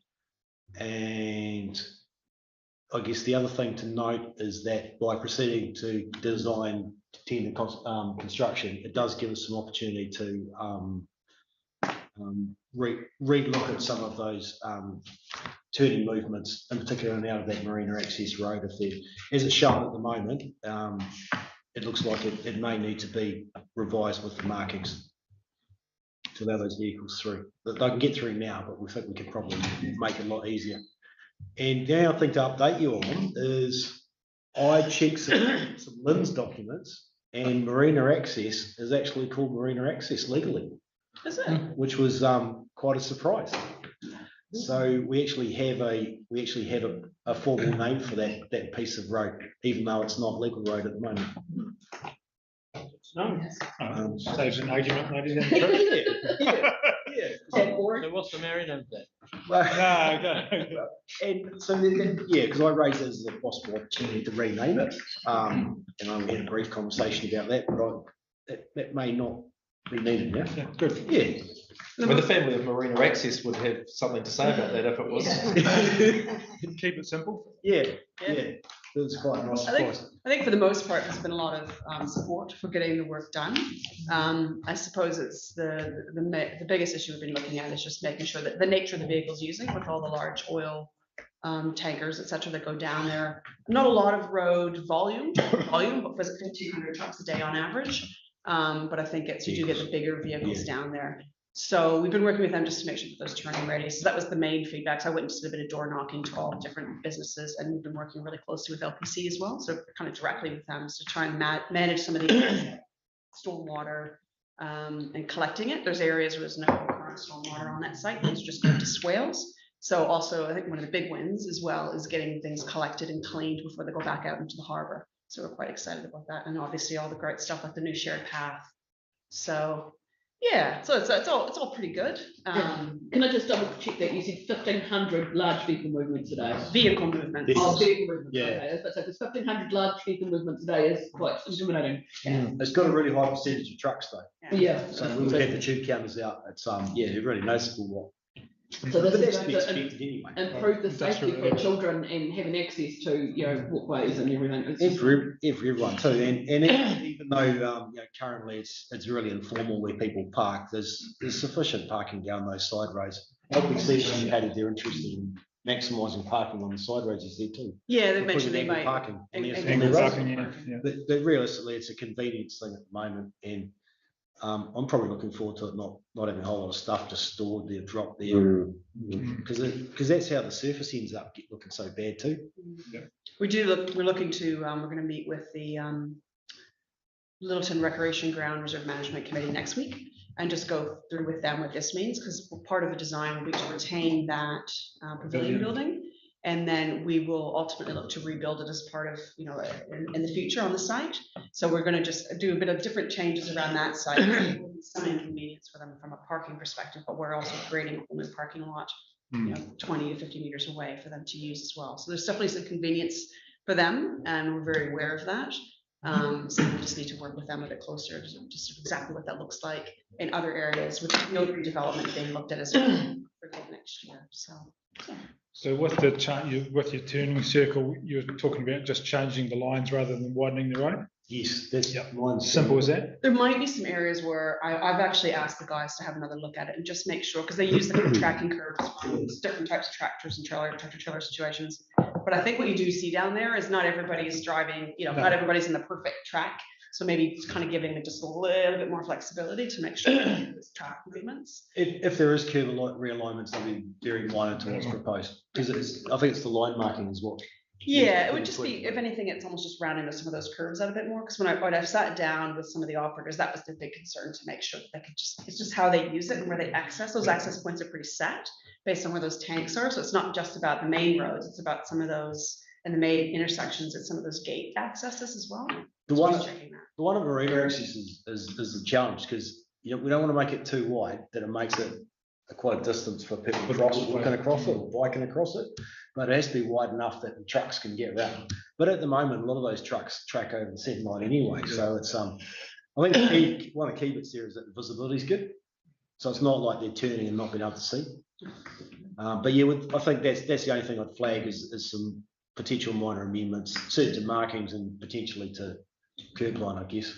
But they don't affect the resolutions. Talking to some of the reserve guys down there, their concern was lighting, so that's still in the plan and going to go ahead? Yep. Lighting's been included. And they'll be looking at, I think they've got lighting now, but they will have new lighting on the new field eventually as well, which I think it is funded by themselves. It's not funded through council, but yeah. That was something there's added a bit of budget to it, but we thought it was really important if we're going to provide these new connections that we make sure that it's lit. So we've kind of been looking for a bit more funding to support that. Less the cables in the ground. Yes, tons of everything's in the ground. Everything's being upgraded to the right standards, which is really good. Yeah.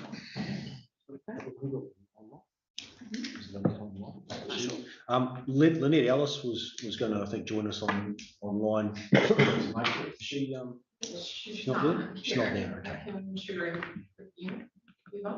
I think that's fine. We don't need to chase her, do we? Or? No. She intended to speak if she was available, or at least listening.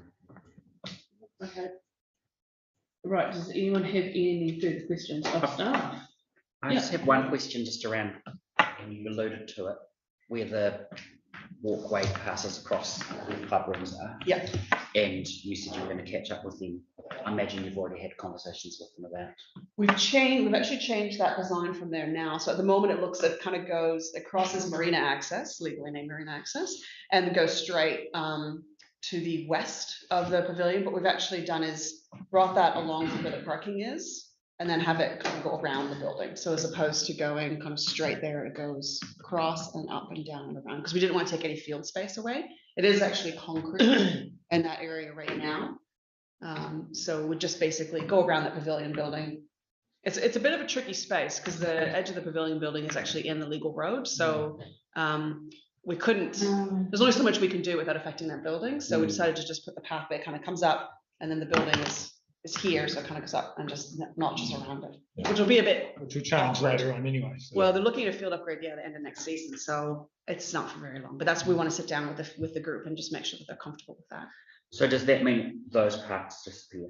Yes. So that's probably one of the biggest impacts, is the loss of the parking, which was already anticipated through the quantitative risk assessment that was done back in 2016. Yeah. So really, I mean, we sort of been questioning whether or not we should wait a little bit to do that, but the way the QRA is as well, if we don't make these changes now, we're fixing the road corridor. We kind of waited for this. If we don't do it now, then we're actually working against the QRA, and this is actually realizing the outcomes of that, which are all about public safety. So the parking changes are offset by both the additional parking in the boat park area, which adjoins the playing fields, and also the forthcoming angle parking on the Marina Access Road.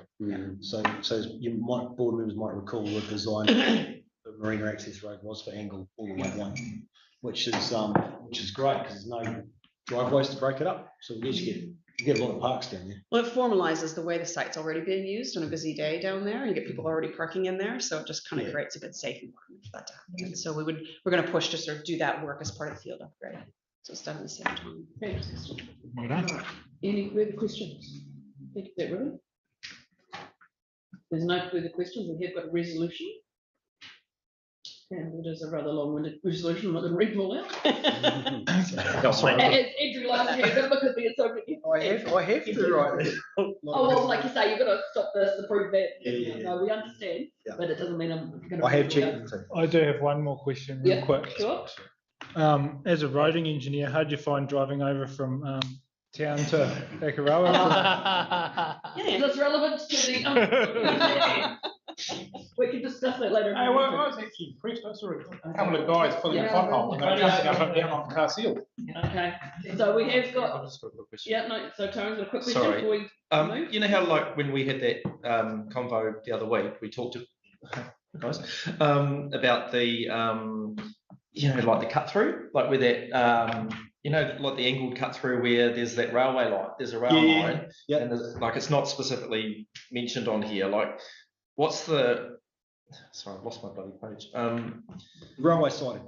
Yeah, that railway siding. Like, how do we? Is there anything that we need to kind of reference in this resolution about future use for it, or because it's not really covered off here? But like, I think we're very strongly, hopefully, in favour of that being looked at as a thing. So. Yeah, it can be brought. It could be brought, kind of held, I guess, by the project for future use. The board may wish to, as part of the resolution, indicate their support for the development of that corridor.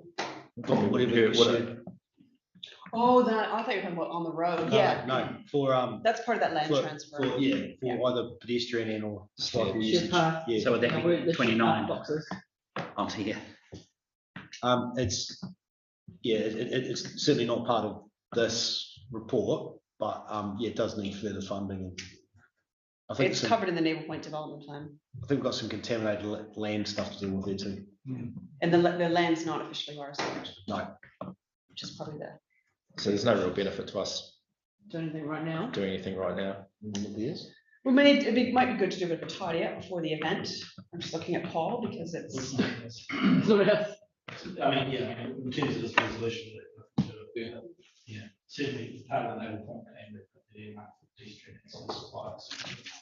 As an alternative, isn't it? Yeah. but there's no, I don't think any strategic benefit to on the sale GP or anything this summer, is it? People will be pretty well directed. I mean, it'll be busy down there. It's hard to say. Is that in the transport plan or TMP? They all want to be. How do you know that they'll be directed? There's a stopping point. So they'll be collecting tickets for the event along Godley Quay. So people won't be able to move through any of the other points. It'll be controlled. Is my understanding anyway. Did you see that in the transport plan? I'm not concerned about that. I actually haven't seen the final TMP. Don't think anyone has. No. Right. So we're going to put a resolution here for these improvements. And if there's no further discussion or no further questions, we'll release the motion. Mover and seconder, please. I'll move it. I'm happy to second that. Okay. Moved by Tyrone, seconded by All right. All those in favour? Aye. Opposed? That is carried. Thank you. Yes, Pretty exciting. It is good stuff. Right. Next bit is label point waterfront pedestrian upgrade. So Christine can start table. Me again. And Paul. I know. Okay. So as discussed previously, I mean, this is one really we're just looking for the board for some support for moving forward with this. We'll be quite keen. The intention is to really get that area painted. So we're looking to sort of apply a painting coat to that area to sort of celebrate the site. We've been working in partnership with Narifeki, and so we're really excited about, I guess, telling those stories and sharing that with the community on site in a more physical way. Right now is a lot devoted to parking and car movements. So this is the idea here, is really to give it back to the pedestrians.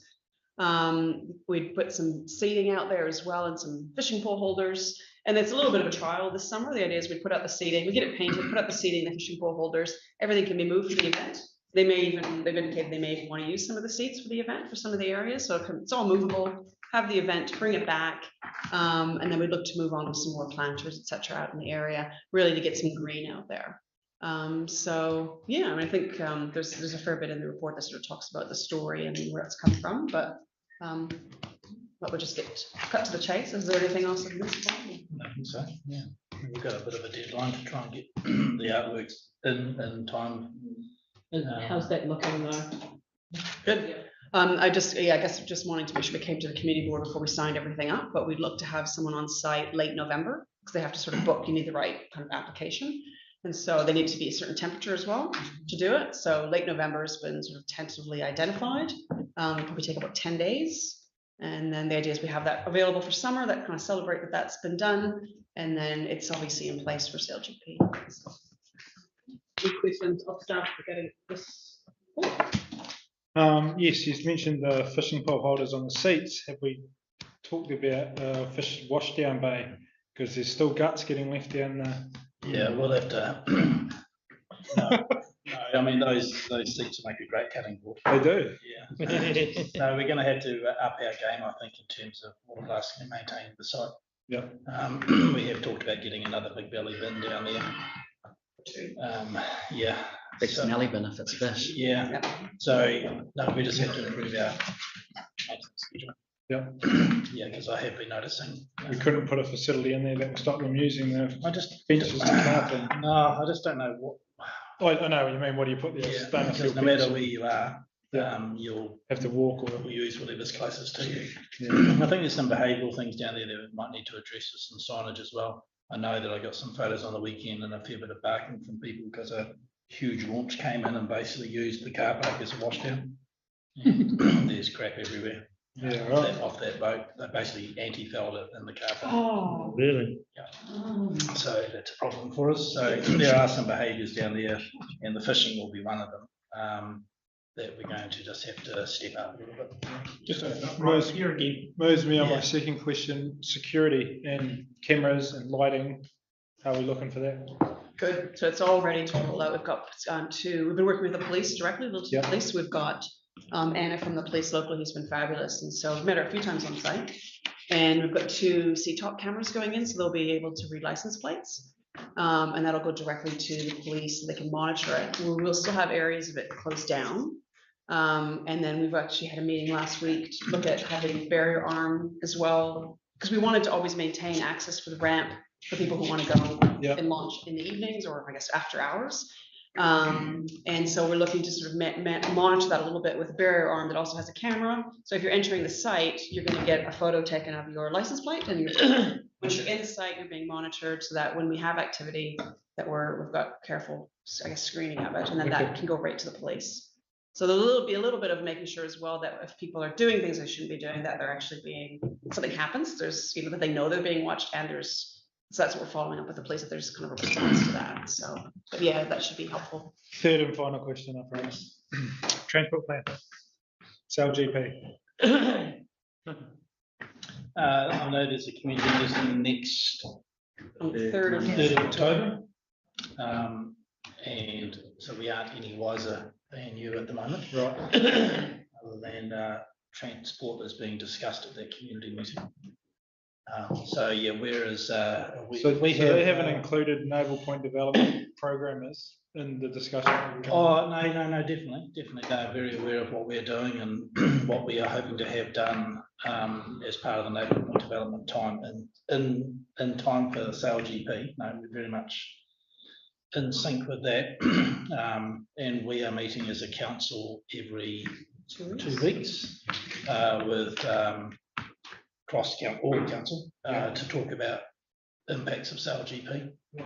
So, and the local organising committee, which includes council staff, are meeting every month. I think it's every month. But yeah, things are never as fast as you'd like. And obviously we know that transport and transportation issues are going to be of huge interest to the community and this board. So. Not this board. No, so next board. But we are constantly reminding Christchurch NZ, Sale GP about communicating. Because the quicker the community knows about it, the less they'll feel unengaged. Yeah. Right. So, any further questions regarding what we've got in front of us? I should just mention too, in terms of the fishing, because we did, the reason we're sort of, the idea of putting the fishing pole holders out there is to be responsive to the fact that people are already using it in that way.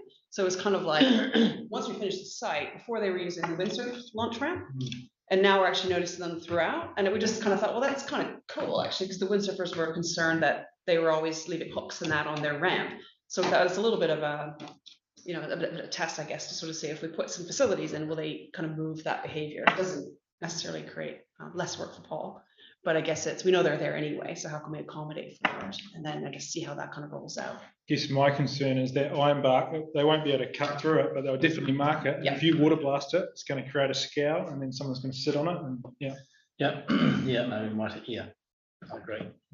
Yeah. We have a lot of big concrete blocks. We could just. They won't. Not when there's nice timber there. Yeah. I know that happened at the people straight away started cutting up bait on the hardwood rails and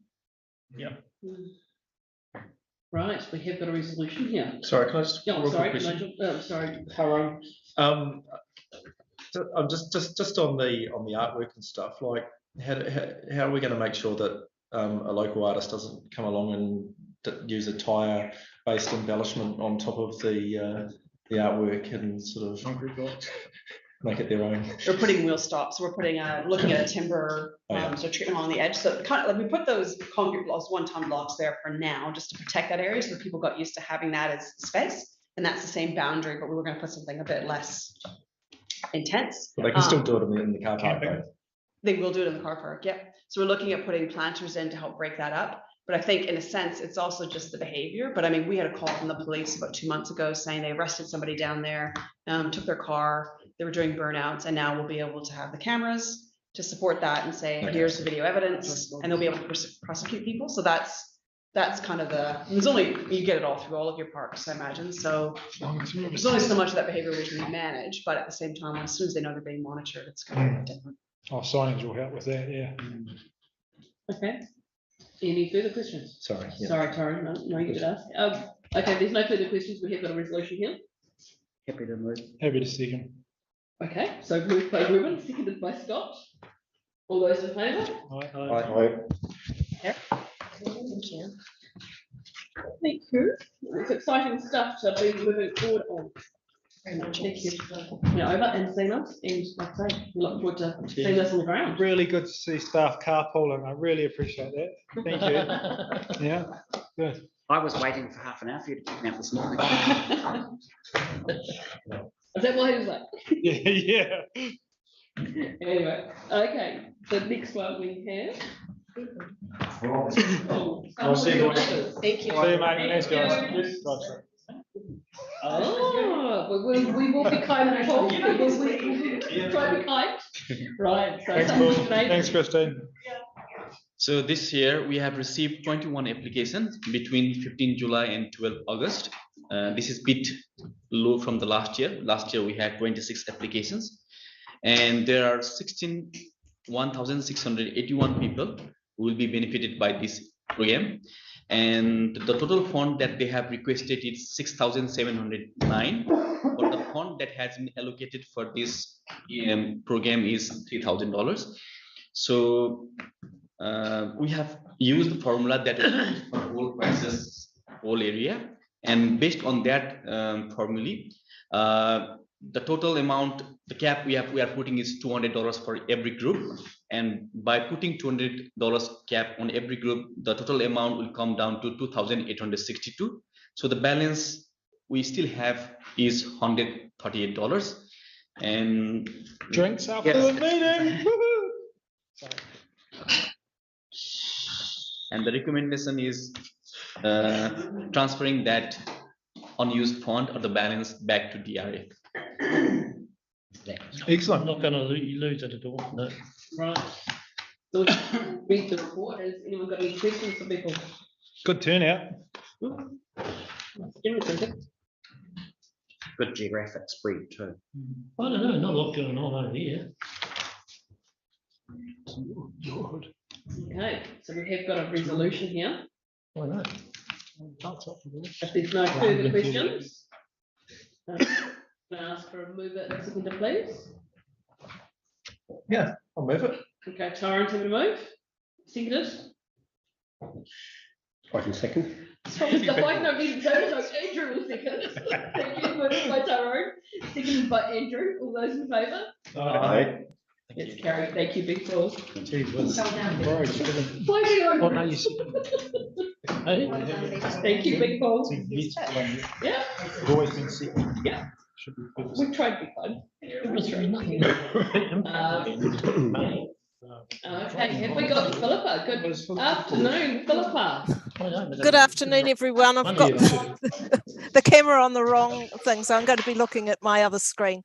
Hello, everyone, and yeah, I just want to acknowledge the last triennium and your support during that time, and thank you very much for all the work that you've put in. This application is for a Cairns Bay School for their 150th celebration at the end of next month. I think it's relatively self-explanatory. They've requested 2,500. I've recommended 2,000. It's similar to an amount allocated for other such activities. And I'm open for any questions that people might have. Any questions? No. No, it's fairly straightforward. Oh, you've got a question, Nigel? No, I just like to move it. Oh, you'd like to move it. Okay, so there's no questions. Well, is there any questions? I'll second, but I also like to comment it should be community develop women, not develop men. It's sexist. I think it's dropped. That's off the topic. So, so it's moved by Nigel. Seconded by Scott. All those in favour? It's carried. Thank you. Thanks very much. I actually object that you can't actually put these. Oh, yeah. You've got to use they. I know this is our last meeting on the term, but Committed developed person. give us another half an hour, please. Oh. Okay. Right, Katie. Next one. So item 15, Katie, withdrawal of Reserve Management Committee revised draft term. So these are the old ones that we looked at. Well, these new ones came out You're not retiring. Yeah, okay, so But we accept thank you. So that's moved by Tyrone. I'm having a second actually. Okay, moved by Tyrone, seconded by myself. All those in favour? Aye. Opposed? It carries. Thank you. Right, so now we're going to go into elected members exchange. So does anyone have anything last? Kicking myself, I didn't write something down. I don't know where I put it. So, Scott. I do, Yeah. Victoria, thank you very much. I've requested it over the last several years, and I'd just like to be sure that the new board gets a report on the Purell toilets, because it is a thing that comes up in the community every week. And we've just had a film crew down there for a month, and the comments around how shit the toilets were. For a month. No, well, they're doing filming down the road. So yeah, if we could just make sure that there is an update for the new board. Is there something in the annual plan? There was budgets on fund for it 3 years ago. I thought we just had an update just recently because you asked at the last meeting. I'm sure we said yes. No. Oh, okay, apologies. I think we did. Yeah, so it's just, for me, I'd like the new board to actually see what's going on and move forward with it, because the community is pretty disheartened about the whole thing. There's been no communication with them. Last day I told that there was funds on budget, and it's been 3 years and nothing's happened, and we're paying for Portaloos at $110,000 a year. Pure. Well, yeah, thank you. It's Yeah. No, the thing is, the Diamond Harbour toilets were run down and a bit disgusting, but we've got 2 Portaloos at Purell, and they've been there for years. I mean, which is the level of service. I understand, but the toilets themselves actually work. It's just that they go into a holding tank, and so that's something more to do with the reserve. Yeah, we've got it. There's discussion with the community whether the iwi dispute whether they have their land or something, but they don't know anything, and that's so to get some comms would be great. Comms again. Comms. That's it from me. Okay, anybody else have anything to share? Yeah, I would like. I can't now. I'll go back on my form. It was really great to see the pots back. Absolutely fantastic. I'm really pretty pleased with that. I guess one of my disappointments is the cannon wasn't fixed, and to know that that heritage stuff needs to be well looked after going forward. It's a very big part of the landscape over here. There's those heritage items, and the other thing is I'm assuming, and I don't like to assume, that the beach will be cleaned up. There's a lot of flotsam on the beaches, a lot of wooden timber. You can't even walk out on the beach down here, and I hope that they will get cleaned up in good time before the summer. And maybe we used to drop sand on the beach. You used to get trucked over sand. Is there some sort of environmental reason why that's not done? No, we've had a couple of big scours, and it'd be really nice to have some fresh sand if we could do down on the main beach particularly. I believe the resource consent expired. Oh, okay, so should we be going for another resource consent? Okay, maybe pass that forward.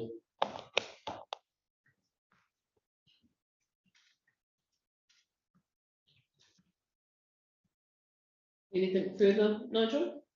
No, other than it's been a very interesting campaign, and I've loved getting around and talking to people. And it's been very good for my family as well. My stepson has become my campaign advisor, and he's been working tirelessly. It's been great family.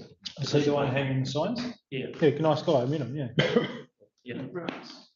Okay. Anybody else have anything else to? Can I just say about the cannon too? No, I met him that, at Little the cannon is a project, and there is money and budget, so they are working on a cannon, and it hasn't been done yet. That's all right. But it is a project, it's on a long-term plan, and that's practically current, so maybe it's next, they might be this financial year. That's okay. We certainly don't want to remove right now, because we can have to remove it. And it has to be moved to be done as my Well, it will, but you sort of want to try and do it off season, wouldn't you? I guess you do it when the right people were available. I think it's more to do with the It's a doing the wagon, or timber whatever you call it, work. that it's on, rather than the cannon itself. That's right, the cannon's fine, it's the wheel. Okay, any further exchange? Andrew? Oh, yeah, no, Andrew, then, sorry. Just two really quick ones from me. I attended the AGM of the Little River Rail Trail Trust in Lincoln one evening last week. And there are some conversations going on about now that the job is done and the Little River Rail Trail actually forms part of the cycleway from the city to here. The aspirations for something that goes over what we now know to be High Bear Peak and across to Diamond Harbour and back on the ferry continues.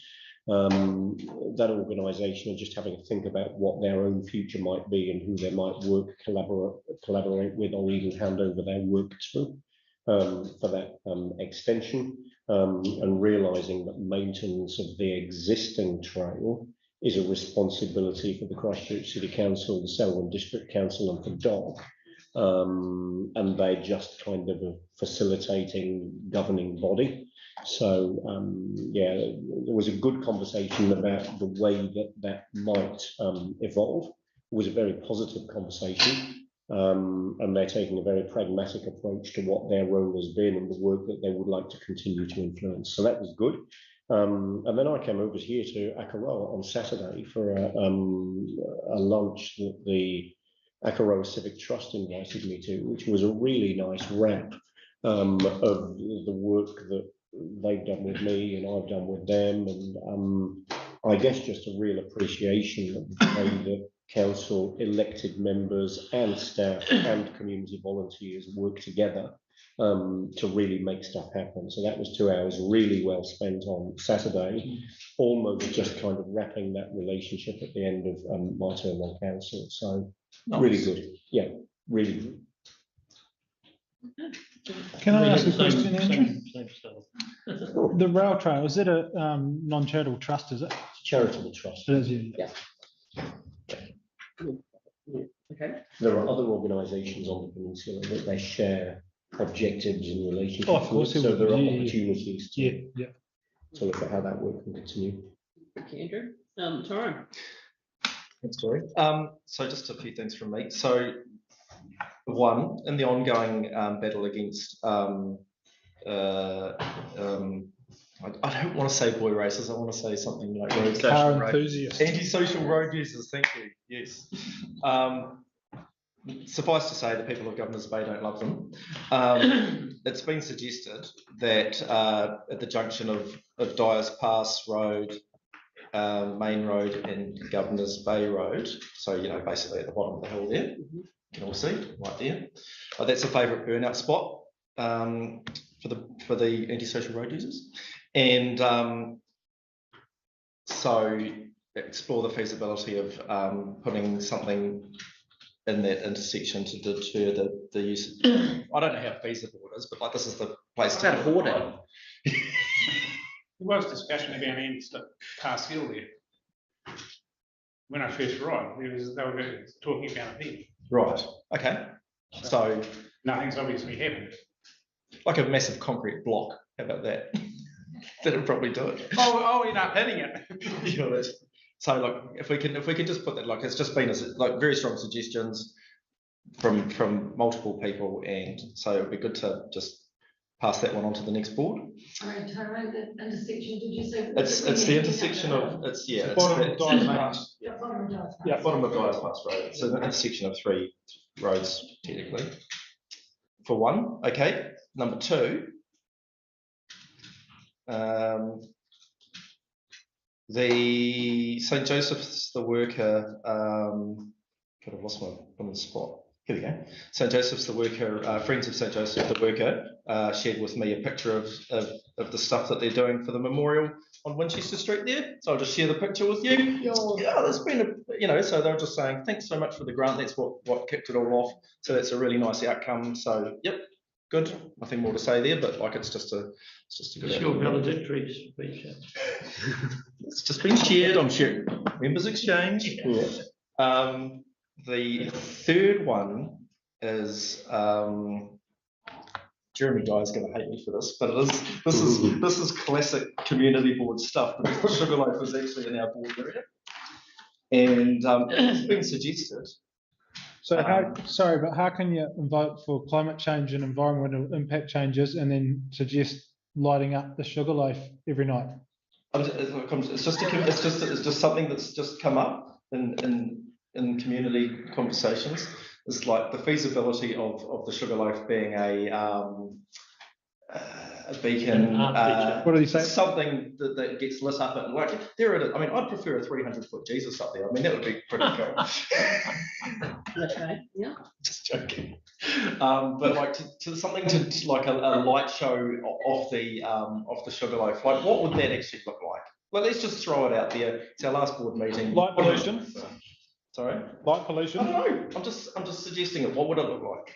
Is that that's a completely crazy idea, or is that maybe that's something we should look at? I quite like some of the things that he related to, but they're actually like land masses. This is a radio aerial sitting on the hill. Yeah. Sorry. Is it complete like so? There's a suggestion that's come from the community. No. What's It hasn't come from the community. It has come from the community. They should talk to the people who own Sugarloaf. Who owns it? Cordia. So it's outside of Is that a our. broadcasting corporation? It's outside. Yes. So it's outside of our jurisdiction. That's sort of that. Okay, that's fine. Okay, that's good. No problem.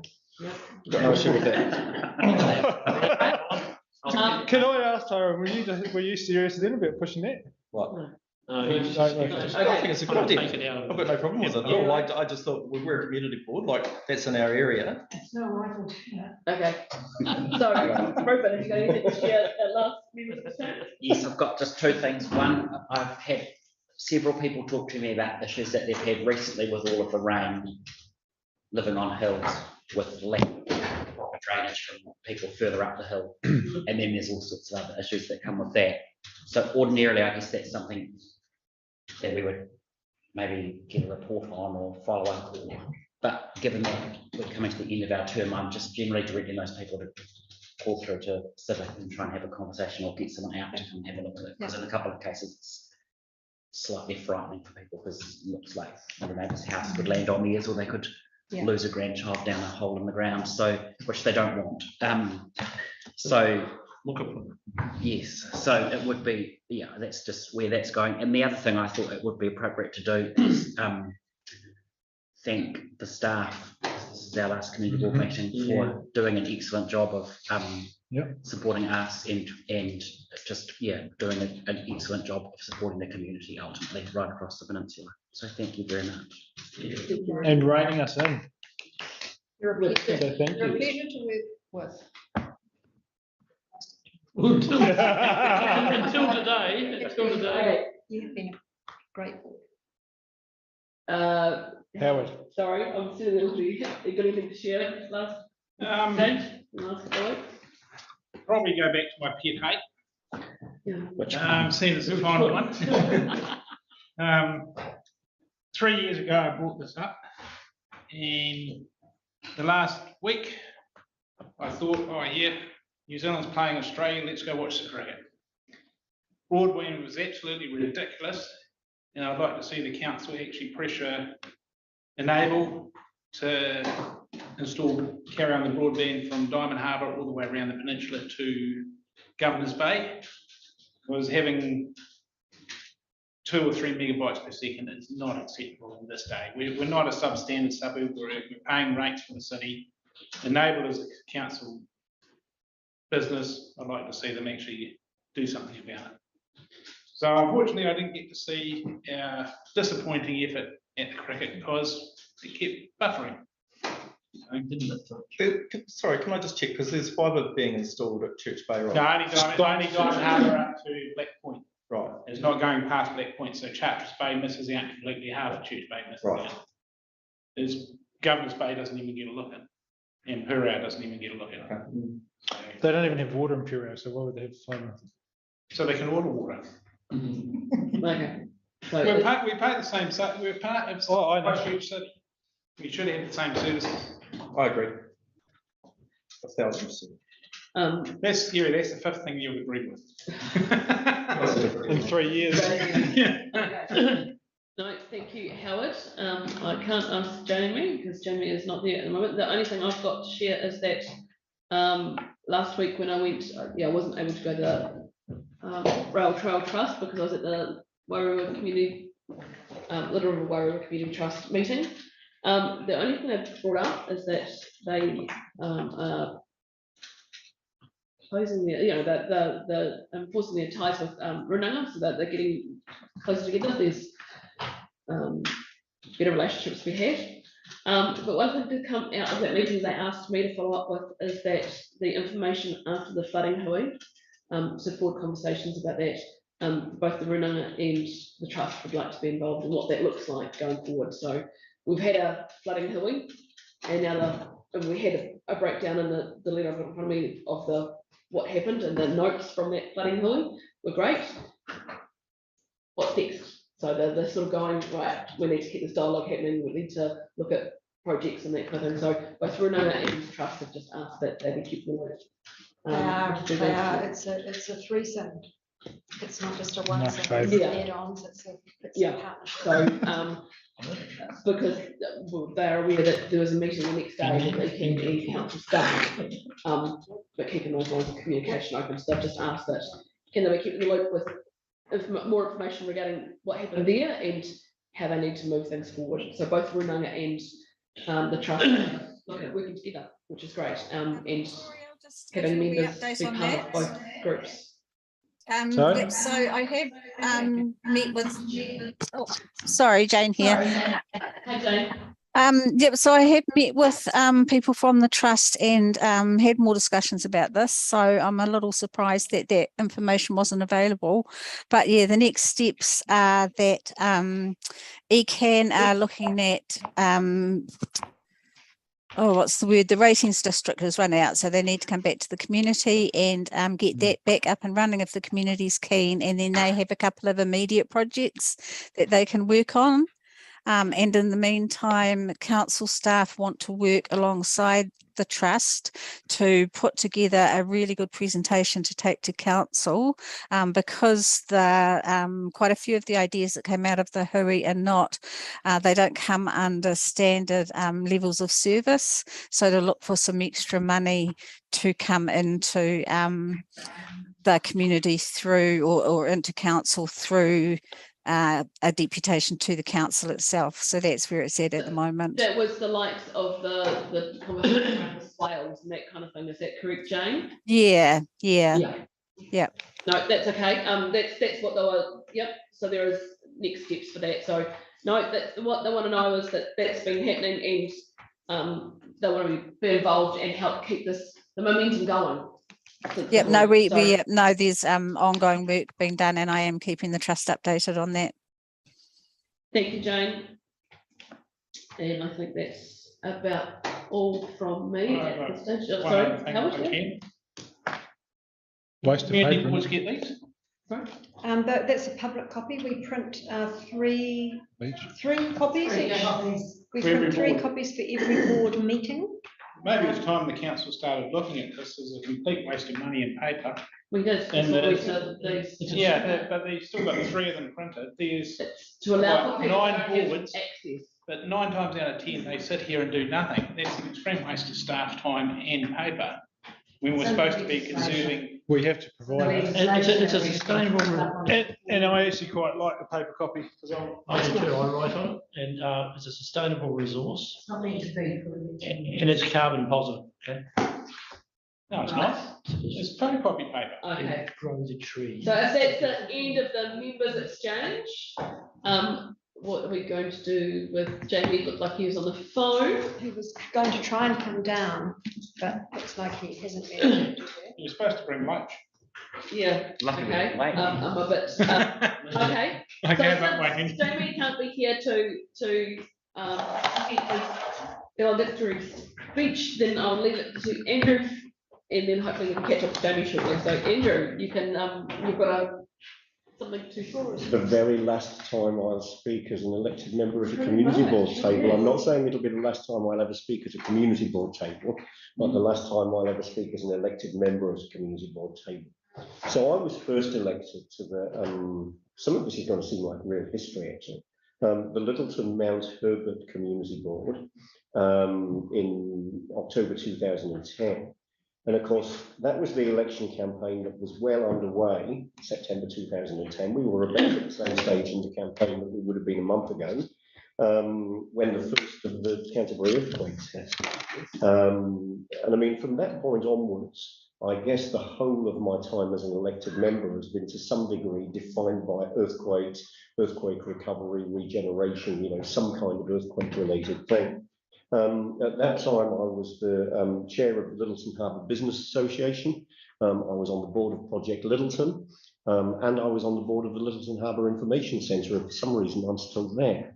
But some things just have a way of not going away, and clearly I'm one of them. That first board, just to put it in context, was chaired by Paula Smith.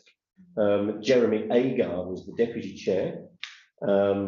Adrian Tapatu was the other board member that came on at the same time as I did. We had replaced Doug Couch and Dawn Cossier, and Anne Jolliffe was the other board member, and Claudia Reid, of course, was our councillor for Banks Peninsula. So, you know, some real blasts from the past in those names as well. I attended my first board meeting. We held the board meetings at that time in the community boardroom that was in the old Pacifica building on London Street in Littleton, where the sideboard and the carving were there in the room with us. That's the building that was on the site that now is going to be the new site for the Littleton Museum.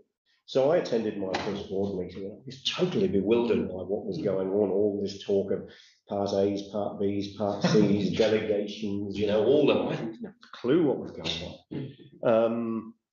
So if I think of early discussions at those first meetings, the potential for a development at Naval Point, what could be done to enhance a walkway and some plantings along the Naval Point interface with the water there, some of which we've been looking at this afternoon. I was the one at one of those first board meetings raised how could it possibly be that these reserve management committees that weren't entities could be holding bank accounts? How could that possibly be? And some of the other board members looked at me as if I was completely mad, or as if I'd opened a can of worms that they'd deliberately been trying to keep shut for many years. And of course, and now we see why. But you know, again, discussions that either started then or may have been going on before then, I don't know, still going on today. So the earthquakes led to a really different time for community board members. If I think of things we were dealing with in those days, rockfalls, demolitions, green stickers, yellow stickers, red stickers, the orange zone, the white zone, the decisions on who were the final decisions on who got red zoned and who got green zoned, shortly followed by the zoning review, and then the next lot of final decisions on who got red zoned and who got green zoned. The Littleton Patonk Club, which was the forerunner of Albion Square, the move to the former Bundy real estate agent's office on London Street, which was our community board meeting room for a while, where the Little Kiwi is now. That was after a period in the wilderness meeting at Living Springs and at the Diamond Harbour Hall and various other places around the peninsula. Liz, you'll remember as well as I do the day that we were at the Diamond Harbour Hall and there was a massive earthquake in the middle of the meeting, and that was scary. And then, you know, the good stuff that we had to deal with and the bad stuff that we had to deal with, the rebuild and repairs of the Littleton swimming pool, the repair of the Littleton Information Centre, the community input into the design of Albion Square and moving the bits around on butcher's paper and all of that. The repair of the Littleton Rec Centre, the repair of the Red Rock retaining walls, that, you know, we thought that might not be able to happen. And then we realised that from a consenting point of view, there needed to be a heritage consent to put them back. So all of a sudden we won that battle. The rebuild of the Governor's Bay Community Centre, the Governor's Bay swimming pool repair, and then, and I was shocked that we got this, given we just got a brand new community centre at Governor's Bay, the repair of the hall at Allendale as well. The decision to demolish Godley House, that was a community board decision, that was a sad day. Community master planning for Diamond Harbour, the Littleton community-led recovery plan. So that was in Trinity Hall at the Rec Centre, and we gave everybody stacks of post-it notes, and they had to go and stick their post-its all around the room. And then Paula Smith and a couple of board members went through all of those and separated them all out into themes, and that actually ended up being the forerunner of the Littleton Master Plan. We presented a copy of the Littleton Community Recovery Plan to John Key when he came visiting, and we presented a copy to the Mayor. And that was all the forerunners of the Littleton Master Plan. And then the 2016 term, when I was elected to council, and I'd enjoyed my time on the Littleton Community Board. I'd run this grueling election campaign. I'd won the election by just 5 votes, and all of a sudden I'm the councillor for Banks Peninsula. I've got to get to grips with Akaroa and Blue River and all of these little bays out here, and everything that went on the rest of the peninsula. I'd got to get to grips with the very different way that Pam chaired the board meetings over here compared to the way that Paula had chaired them in Diamond Harbour. And I remember Claudia Reid saying to me, she said, the great thing about being councillor for Banks Peninsula in those days when we had the 2 boards is that you get to do everything twice. So you'd have the briefing from staff at the Littleton board, and then you'd come here and you'd have the same briefing from the same staff at the Akaroa board. And of course, in those days, as the councillor for Banks Peninsula, you were 1 councillor on 2 boards, whereas everybody else was 2 councillors on 1 board. So you had, twice the amount of work to do on your own. So that had its challenges. What did we do in that term? What did we do on that term? I mean, for me, it really was getting things out this way. I remember coming to a debrief during the election campaign, actually, or maybe just before the election campaign on cruise ships. And the big themes of the day at that time were the number of ships coming in, the double cruise ship days, the triple cruise ship days, the need to get buses out of the town centre, the problem with the traffic management planning, how many people were coming here, the social licence to operate, the need for an integrated, what we now would call a destination management plan for Akaroa. So you could actually say reserve management committees, naval points, cruise ship issues. Not much has changed in 12 years or 9 years or whatever. I was having a think on the way over of highlights and stuff that I'm particularly proud of. And top of the list, actually, it's been a battle every time, but it's won by collaboration and relationships, has been keeping the peninsula as its own individual council ward, and keeping the subdivision arrangements for the community board so that there's real representation geographically around this table. And I was insistent through both representation reviews that we did both. And I was fortunate and strategic to win the argument both times. But, whoever ends up representing the council in the next term, that's one of the big jobs that needs to be continued, is keeping the peninsula as its own separate ward. Keeping the head-to-head walkway funding on budget, that was a real battle in the first term there, was really at risk. The recovery of community facilities and heritage, there was always a risk that a lot of those buildings just wouldn't get repaired. The investment in Naval Point, and it's brilliant to see that starting to come good now. The investment in Akaroa wastewater and Littleton wastewater, getting a freedom camping bylaw in place. That was my first notice of motion that I moved at council, was that council established a freedom camping bylaw. Finally getting the destination management plan over the line, and we know how difficult that was, to the point where we already had some staff saying, there isn't budget, it's not our role. And in the end, we presented arguments that meant that there was funding for it. There was government funding that landed at just the right time that made that a whole lot easier, of course. The Red House purchase is another one that I'll always be very proud of.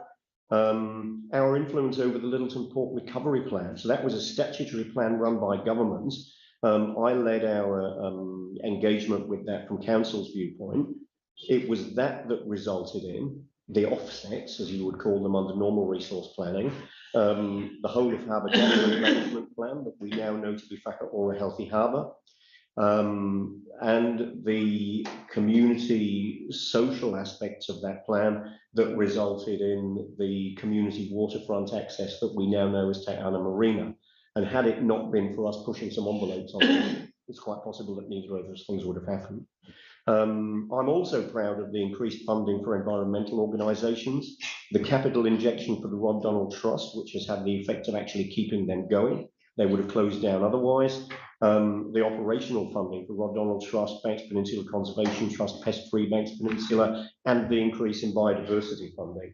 All things that the Peninsula benefits from in a huge way, and that increase the work that those groups are able to do to be really good advocates for the Peninsula and everything that offers. So, to conclude, I can't imagine a better part of the city to be elected to represent. The people, the groups.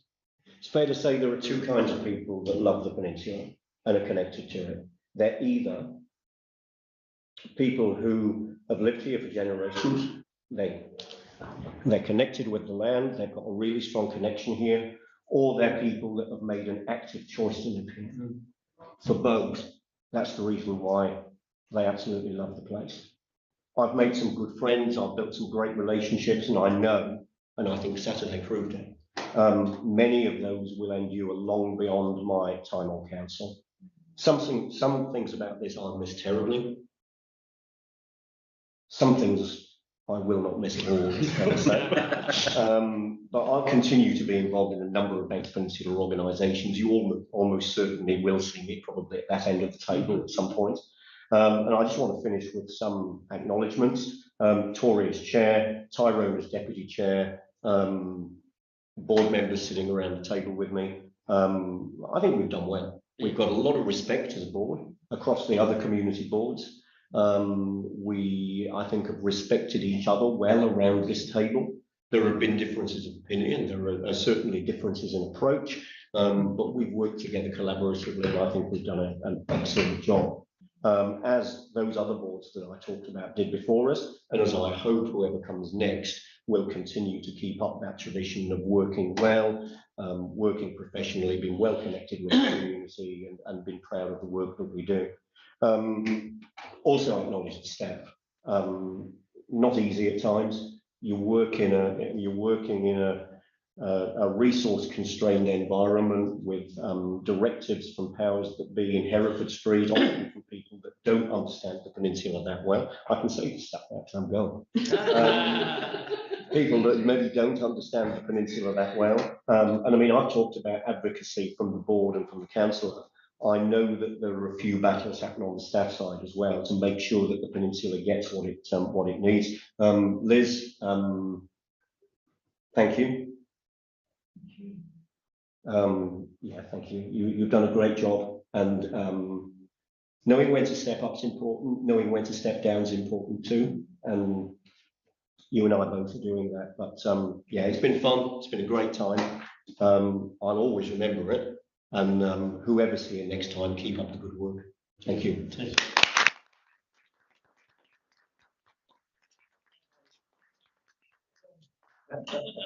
Thank you. Awesome. Right. On that note, Jamie. Hello. So I hastily scribbled a back in 15 minutes sign and chucked it on the door and locked it, thinking Andrew will be well and truly finished by the time I get here. That's fantastic. That's fantastic. Yeah, look, there's a lot of mixed emotions about stepping aside. I think the reasons that I chose to not stand for re-election, knowing that if I did stand, I think there'd be no issues at all about getting voted in. I've had great support from the public.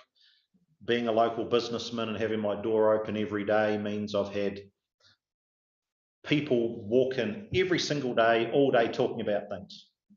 So I get a very different perspective on some things than other people do.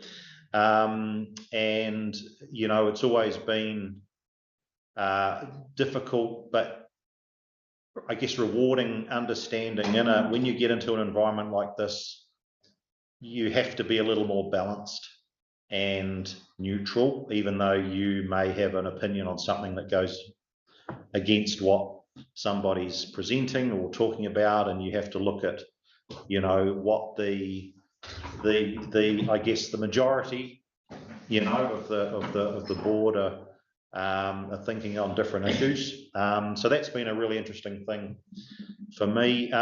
Meeting a lot of people.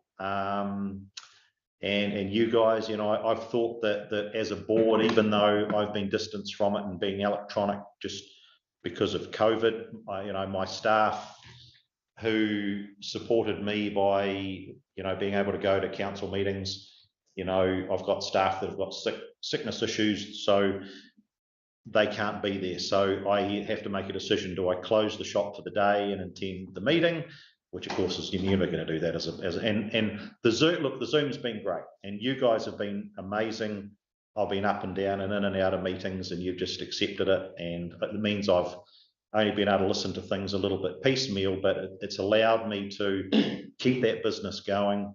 The last couple of years with COVID, as a small business owner in Banks Peninsula, whose main source of income is not just the local and the people that live here and the batch owners. People don't understand how big a part cruise ship customers, visitors play on a small business Aotearoa. The number of people that have come into my shop and said, "Oh, yeah, but you wouldn't sell much to the cruise ships, would you?" And I said, "Are you kidding? That's why we have a cafe there now. That's why they make 30–40% of my daily turnover when those ships are in port. It's huge."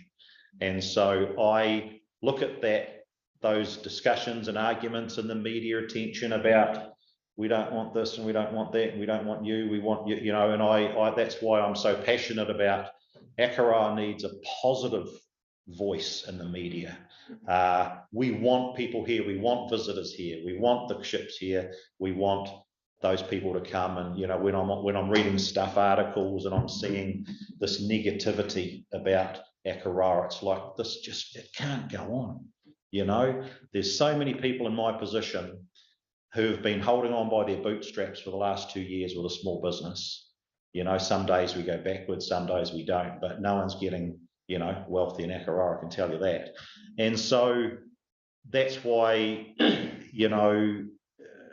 I feel so, as a representing a small business is very, very different around a table like this. There's a lot of conflicts. There's a lot of different hats you have to wear as well, and that's been a challenge as well. But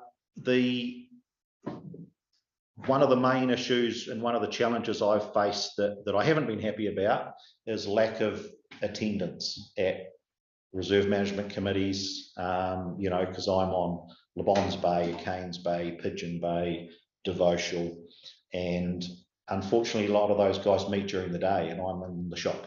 I'm serving customers, I can't get there. They really need to see someone there. They're a subordinate of the board. They expect to see somebody there. That's probably been the difficult thing for me, is I know these people really want to see me around the table because I'm sitting in the meetings, hearing everything that's going on, and you're able to talk about things. And when they ask you questions, you can give them answers to things that they just can't get. So that's one thing that's been a real challenge for me. My business interests are moving into Christchurch. I'm looking to try and expand that Waffle House brand around Christchurch, which means less time in Aotearoa, less time available for meetings and things like that. It's sad to put so much energy into something for 3 years and then understand the beast, right? You have to step away, new people come, it's going to take them a couple of years to understand the processes, the systems, why things are so slow. As a business owner, you want something done, you do it, okay? Sitting around the table, there's the processes you have to follow and all of those steps, and it's going to take months or years for things to happen. And I understand that. After 3 years, I understand that. you know, and you hear all these frustrations and say, look, it's a thankful task. I really don't think it is. I think you know, one of the things that appealed to me about the board was being able to take the Akaroa blinkers off and look at the whole of Banks Peninsula. So you know, you're involved in what's happening in Diamond Harbour and Littleton and all the bays and Little River, and it really gives you an appreciation for what's happening and what work amazing people are doing, you know, around the peninsula. So there's a lot of things I really will miss. You know, never say never. You know, there might be a time when you know, if I look back at 2019 when I stood for election, I was in a very different place from a business perspective, and you know, the Christchurch business wasn't even on the radar. I hadn't even thought about going into Christchurch, but these things happen, and all of a sudden you're very time poor, and you know, you stand for election wanting to give everything you can, attend everything you can, and then you know, you just can't make it to those things. But and echoing Andrew's comments, you know, and I did echo this the other day as well, you know, the staff and the support from you guys has been incredible. You know, I look back at 2019 when I lost my mum, and you know, you guys were just amazing at that time, and I thank you for that. But I know that you would just, you know, look, you would do that for anybody, and absolutely, you know, understand. So lots of upheaval and as well. So, you know, I have fond memories of the board. I've had a lot of support. A lot of people have come into my shop and said, thank you for your 3 years. Thank you for your service. We don't know how you did it anyway. I haven't really had any negativity or arguments, or people have been really good. So, you know, I wish the new board well. One of the fears I had early on when I decided not to stand again was the lack of candidates that were going to put themselves forward for the community board. That wasn't looking good. My fear was that someone would stand that didn't have a mandate, there wouldn't be enough people, so they'd just get in unopposed, and that was going to be a challenge. So the fact that there's 4 people standing for those 2 positions, I think is really positive. And I also think that, you know, I don't think there's anybody there that I wouldn't vote for that is standing at the moment. 1 or 2 might be a bit higher up the pecking order, but I think any of those 4 people that got in, I think would be, you know, would do justice to the role. The councillor position, Andrew, I've learned so much sitting in the same room as you. Your understanding of process, how to get things done. I'll never forget the first year or so, we'd be sitting around the table, we're telling everybody what's going on, but of course that's not how you get things done. You have to say, well, I'd like to move a resolution, and that you don't learn that stuff instantly. It takes months to figure out, oh, I've actually got to do this to get this to be done, you know. And sitting in meetings with you where we've had to resolve issues and things like that, and it's just been done incredibly professionally. And you know, I just wish you all the best for whatever your future holds, and I'm sure that we'll hear whatever that is, and you'll be incredibly successful at that, you know. So I've learned a lot from you, learned a lot from everybody. You're a great bunch, and I would hope that all the other community boards are very jealous for the camaraderie that we have around this table, and I really hope that, you know, the new board continues that, and because it's so important, you know, to be able to do that. So look, thank you everybody, and you know, onwards and upwards. Thank you. Cheers, man.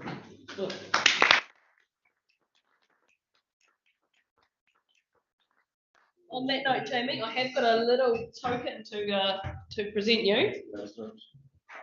Thank you. That is, sorry, yeah, that is obviously on behalf of everybody to the council. But no, thank you for being part of this journey and helping everyone. Actually, you've been a good source of sound knowledge. I mean, it's all we ask, and you've kept us grounded at times, and we appreciate it. So thank you, Jamie. Thank you. Yeah. Well,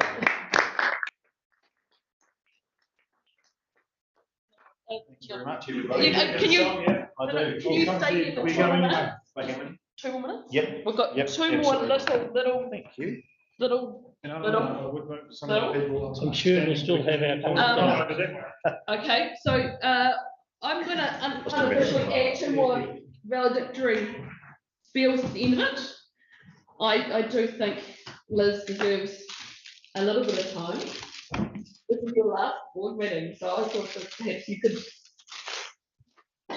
close things off from your point of view. Say goodbye. Say goodbye. Celebration. I mean, yeah, it's been great, and Karen was with us because. Oh yeah. No, we'll just ask Liz to say a few words, just to wrap up her time. Thank you, everybody. It's been an incredible 35 years. 34 years of which I was working with the council and then community boards, so I have met a lot of elected members.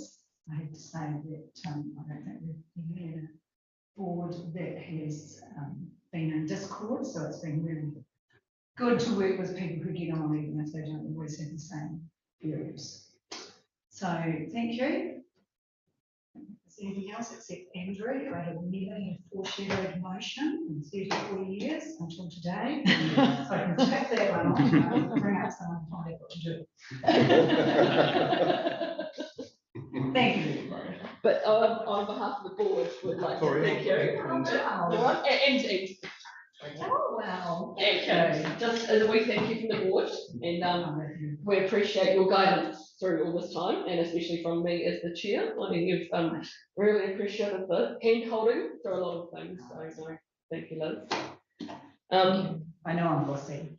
My mother. I appreciate it, honestly. We've needed it. And just on that note, I just wanted to say, I know I'm leaving the position as chair, so I just think I'd just like to wrap up and just say thank you to staff for supporting me in this role and having my back through all of this, and you guys for generally being pretty well behaved. No, but the thing is, it's been a learning for me and in this role, and I just really appreciate the opportunity everyone's given me and supported me through everything. So on that note. So as your deputy, Tori, yes, I'm sure I speak for all of the board members to say thank you for being a wonderful chair. You've really helped set the culture of the table and really been one of the most important people in the harmoniousness of how we've operated, and so thank you, and we wish you very well for whatever comes up. Yes, okay. And I guess to close off the meeting, can I get everyone just to close that kind of closing karakia? And like I said, once again, everybody, thank you. It has been a true honour to serve with you all. It's been really good. No, I've thoroughly enjoyed the last 3 years with you all. So on that note, I'll get Ribbon to close the karakia. Kia whakaria te tapu, kia wātia ai te ara, kia turiki whakataha ai, kia turiki whakataha ai, haumi e, hui e,